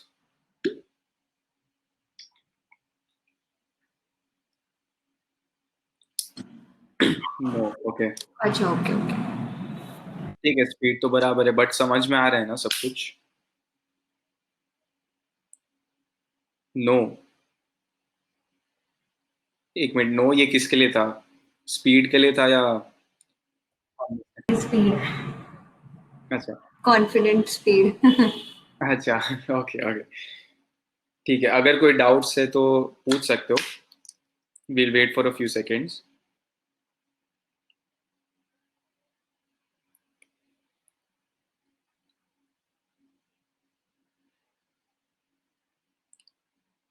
ठीक है, so will move forward. Okay, तो अब एक चीज तुमने नोटिस किया क्या कि हमारा काउंट व्यू मॉडल है, राइट? अगर उसमें लेट्स से, चलो मैं उसमें कोई आर्ग्यूमेंट्स मुझे पास करने हैं, I mean I want some arguments to be passed inside this count view model, ठीक है? So I declare a variable private val name string, ठीक है? तो मैं क्या चाहता हूँ कि एक नेम यहाँ पर मैं एक्सेप्ट करूँ, आई mean the count view model accepts a name now, it accepts an argument, and मैं क्या करूँगा, हम हमारे इनिट में मैं यहाँ पर नेम लिख दूंगा। तो जब भी इनिट का जो ब्लॉक ऑफ कोड है वो जब एग्जीक्यूट होगा, तब ये मैसेज में वो नेम डिस्प्ले हो जाएगा। अच्छा चलो, मैंने यहाँ पर बता तो दिया कि it accepts an argument, but अगर हमारे फ्रैगमेंट के कोड में देखेंगे तो यहाँ पर मेरे पास कोई जगह नहीं है जहाँ पर मैं वो नेम पास कर सकता हूँ। Okay, let's open a bracket and let's try to pass in a name. This gives us an error. Palak, तूने अनम्यूट किया था क्या? नहीं, मुझे लगा डाउट पूछने के लिए। इट्स ओके, इट्स ओके, चले। ओके, तो अब यहाँ पर हम लोग को तो एरर मिल रहा है, मतलब ये तो कोई ऐसा कोई, I mean you can not just directly pass an argument like that. तो अब हम आर्ग्यूमेंट्स कैसे पास करें? What if I want to pass an argument to my view model? तो इसलिए हम लोग यूज करते हैं view model factory, which helps us to pass arguments inside our view model. So उसके लिए हम लोग क्या करते हैं, एक काउंट व्यू मॉडल फैक्ट्री बनाते, मतलब व्यू, वो पर्टिकुलर व्यू मॉडल की फैक्ट्री बनाते हैं। मैंने इसको नाम दिया काउंट व्यू मॉडल फैक्ट्री, तुम कुछ भी नाम दे सकते हो, but it's better to use a proper name, जैसे कि काउंट व्यू मॉडल, और उसकी फैक्ट्री के लिए तो इसके लिए काउंट व्यू मॉडल फैक्ट्री, ठीक है? तो उस फाइल में बेसिकली हम लोग क्या करते हैं, सॉरी, एक क्लास क्रिएट करते हैं, सेम जो हमारा फाइल है वो फाइल के नाम से हम लोग क्लास क्रिएट करते हैं, count view model factory. Same जो आर्ग्यूमेंट्स हमारा काउंट व्यू मॉडल लेता है वो सेम आर्ग्यूमेंट हम लोग यहाँ पर ले रहे हैं। You can keep it as public also, but I mean it's a good practice to keep your variables private जितना हो सके। अगर रिक्वायर्ड है पब्लिक रखने का तो रख सकते हो, वरना यहाँ पर प्राइवेट भी रख सकते हैं हम लोग। Now this x tends view model provider dot factory, because हम लोग एक व्यू मॉडल के लिए फैक्ट्री बना रहे, we are not creating a view model, इसलिए हम लोग एक्सटेंड कर रहे हैं view model provider dot factory. Now when you extend this you will get that same red line over here। अच्छा, मैं ये मिटा देता हूँ। you'll get this red line, go to that red line, click on this bulb icon, implement members पे अगर click करेंगे तो ये जो फंक्शन है, या ये वाला जो फंक्शन है, ये तुम्हारे लिए इम्प्लीमेंट हो जाएगा ऑटोमेटिकली, ठीक है? हाँ, डिफरेंस ये होगा कि ये और ये जो है उसमें टू डू आ जाएगा या कुछ और आ जाएगा, तो ये तो तुम्हें मॉडिफाई करना होता है, ठीक है? तो अब एक फंक्शन ओवरराइड हो जाता है, क्रिएट करके उसका नाम है, and what it basically does is, we don't need to understand like each and every piece of code of this. What it basically does is, अगर यहाँ पर कोई एरर नहीं है, मतलब अगर कोई एरर नहीं हो रहा है काउंट व्यू मॉडल को इंस्टेंशिएट करने में, तो हम लोग क्या रिटर्न करेंगे, वो काउंट व्यू मॉडल रिटर्न करेंगे एज टी, मतलब जो टी है type, and type is view model, ठीक है? तो वो type, I mean as that type will return the count view model, and we are passing in that name which is passed inside this count view model factory to this count view model, ठीक है? तो now what we'll do is we'll go to our fragment, किधर गया, हाँ, mvvm fragment, I'll comment this code and I'll uncomment this code। okay. ये actually मैं comment करके रख देता हूँ because as of now we are not going to use these two lines। okay, so basically अच्छा मैं इसको इंपोर्ट कर देता हूँ बाय प्रेसिंग ऑल्ट एंटर करेंगे तो इंपोर्ट हो जाएगा। ओके, तो बेसिकली क्या हो रहा है, मैं अभी एक इंस्टेंस बना रहा हूँ of the count view model factory class. तो ये जो हमारा count view model factory class है उसका मैं एक इंस्टेंस बना रहा हूँ, और उसमें मुझे जो नेम पास करना है वो अब मैं पास कर पा रहा हूँ। तो अभी मैं क्या कर रहा हूँ, काउंट व्यू मॉडल फैक्ट्री का एक इंस्टेंस बना रहा हूँ, and now I can pass the argument that I want to pass. तो बेसिकली क्या हो रहा है, ये जो मैंने मेहदी यहाँ पर पास किया वो यहाँ पर आता है, एंड ये देखता है कि अगर कोई प्रॉब्लम्स नहीं है, इट इज असाइनेबल, मतलब कोई प्रॉब्लम्स नहीं है, तो रिटर्न कर दो काउंट व्यू मॉडल, एंड उसके अंदर जो मैंने नेम मेहदी जो पास किया था वो रिटर्न कर दो। तो ये वे में क्या हो रहा है कि जो मैंने आर्ग्यूमेंट पास किया वो it is I mean now I am able to pass it inside my count view model. ठीक है, so now when we instantiate our view model, the only difference is that we have to specify a second argument inside the view model provider। तो पहले तो हम लोग ने सिर्फ this लिख दिया था for the owner, अब हम लोग क्या करेंगे, दूसरा आर्ग्यूमेंट स्पेसिफाई करेंगे जिसमें व्यू मॉडल फैक्ट्री होएगा। so our view model factory is this count view model factory, so we have specified it over here, and then everything else is same। इससे क्या होएगा, हम लोग जो हमारे आर्ग्यूमेंट्स है हम लोग पास कर सकते हैं inside a view model. Okay, so I think yeah everything's fine, and we will run the code. और जब तक रन होता है किसी को अगर कोई डाउट्स है तो चैट सेक्शन में पूछ सकता है।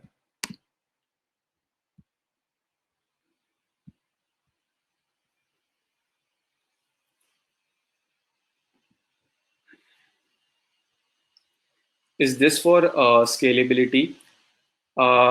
ये actually see it's not for scalability. ये इसका purpose view model provider factory का purpose, sorry view model factory का पर्पस यही है कि अगर हम लोग को व्यू मॉडल के अंदर कोई आर्ग्यूमेंट्स पास करना है तो हम लोग कर सकते हैं by using a view model factory. It's not necessary to pass an argument, it depends on your use case. मतलब अगर तुम लोग को पास करना है तो कर सकते हो, वरना it's not necessary to use a view model factory, just a view model. Okay, I hope I answered your question.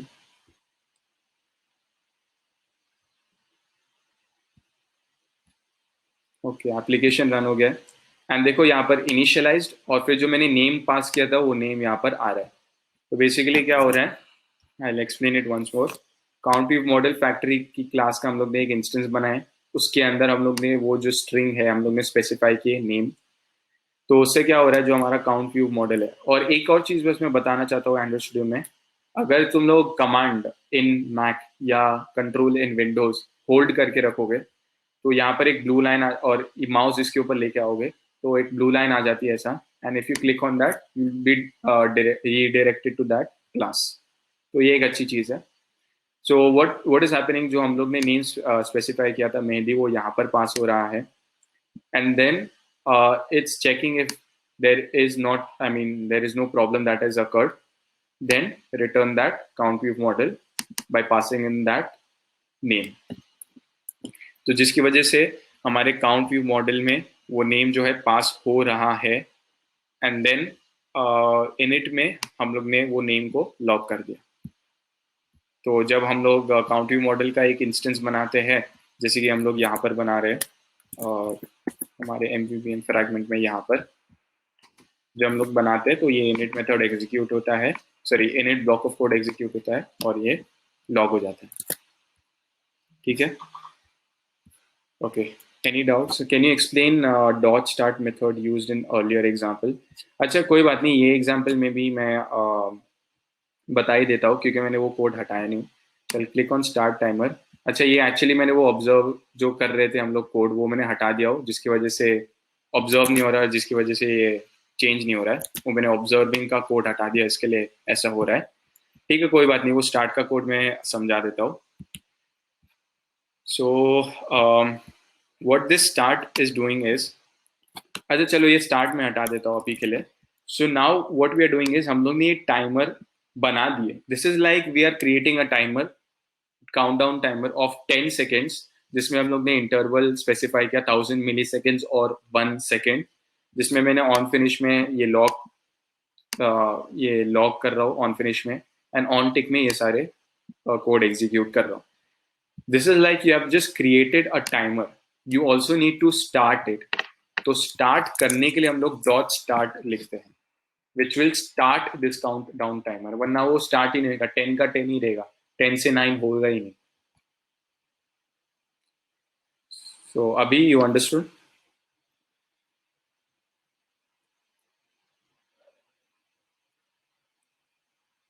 Okay. If I have to give a simple example, तो एक कार है, मैंने कार तो बना दिया, right, but उसको start भी करना है. तो उसको स्टार्ट करने के लिए की यूज करते हैं, उसको स्टार्ट करते हैं. तो that is the dot start method. An example. Okay. So now we are able to pass arguments inside a view model factory. One last thing I want to talk about is, हम लोग ऐसा भी observe कर सकते हैं हमारे जो भी सेकेंड्स हैं, हम लोग ऐसा भी ऑब्जर्व कर सकते हैं उसको. But we can, there is also another way, and that way is by using data binding. तो डेटा बाइंडिंग यूज करके हम लोग एक वैल्यू को ऑब्जर्व कर सकते हैं. तो जस्ट मेक श्योर कि तो सबसे पहले हम लोग XML फाइल में जाते हैं, ठीक है, फ्रैगमेंट एफवीएम XML फाइल, ठीक है. सो यहाँ पर भी I'll just expand this. Okay, या तो सिर्फ कोड बताता हूँ, इट्स फाइन, ठीक है. तो I've wrapped everything inside this layout tag, ठीक है. तो constraint layout, text view, button, ये सब कुछ layout tag के अंदर है, right? And then inside this layout tag, we can tell that we want to create some data over here. And how we specify that? It is by using this data tag. Okay, inside that data tag, I'm saying that I want to create a variable that I can inside this XML file. उसको मैं name दूंगा count view model. You can give it anything, X, C, V, कुछ भी.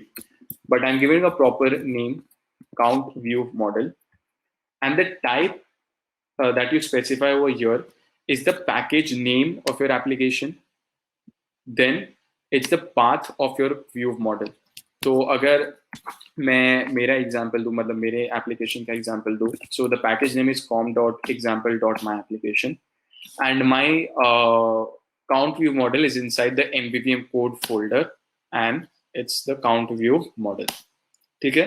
So make sure you specify the type correctly, because अगर ये correct तुम लोग ने specify नहीं किया, then you will get errors, ठीक है. So you can name this anything. I'm naming this count view model.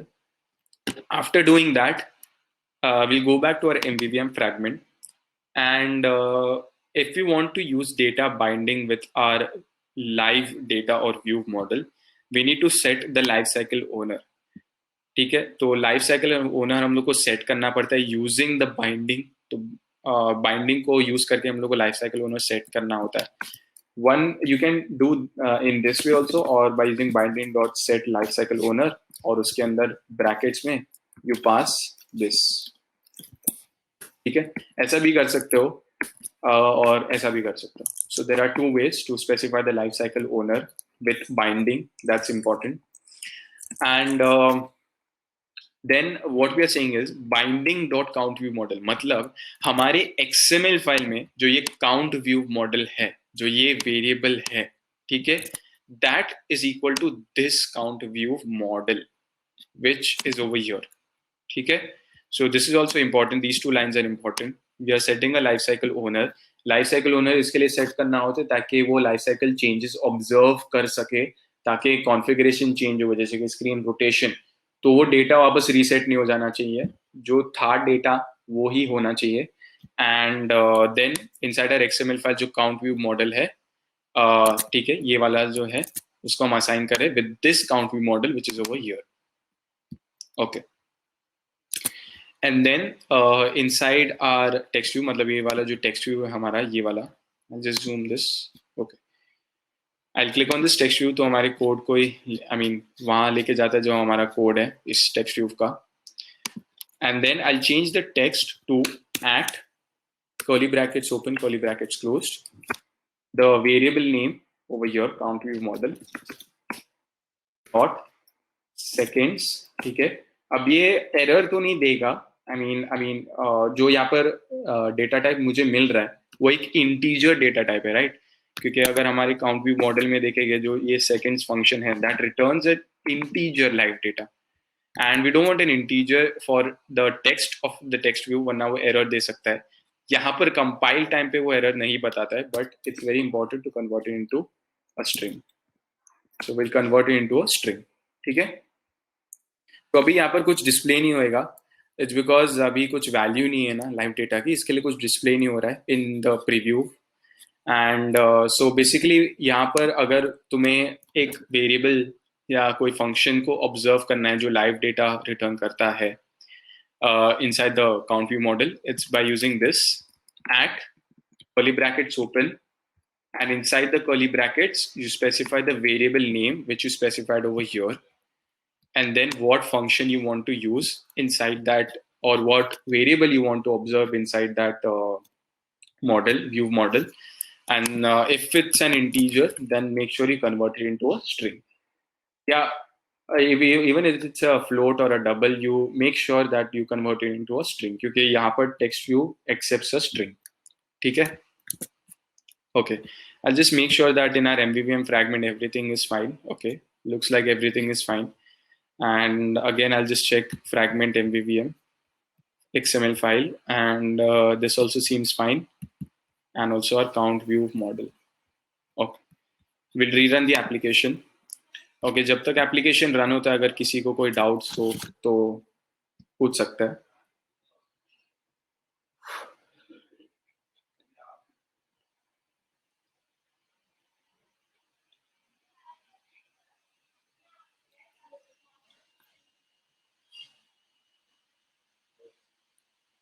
Okay, I don't think किसी को कोई डाउट्स है. This will take some time to run. Okay, I think so run हो चुका है. 1 minute का. ओ सर, नहीं हुआ है रन. टर्मिनेट. ओके.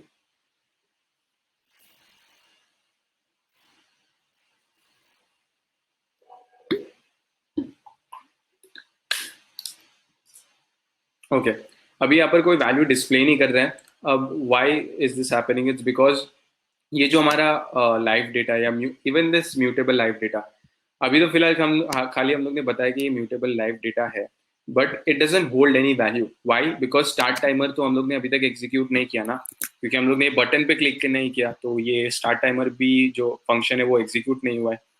तो जो सेकेंड्स की वैल्यू अभी तो कुछ भी नहीं है, राइट? तो जब हम लोग स्टार्ट करेंगे टाइमर, तब सेकेंड्स की वैल्यू जब चेंज होगी, तब लाइव डेटा के पास कोई वैल्यू आएगी, and then a value will be displayed over here. Will click on start timer. अभी देखो ऑब्जर्व भी कर रहे, and that value is being displayed over here. ठीक है.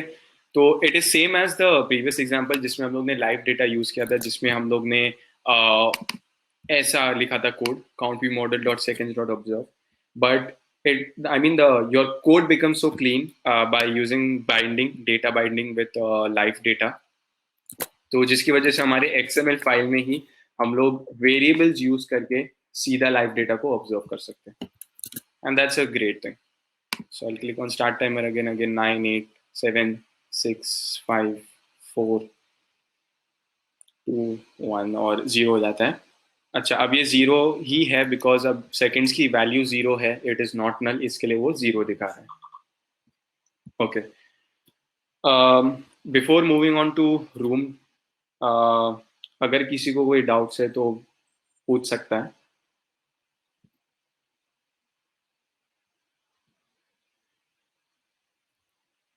I'll wait for a few seconds.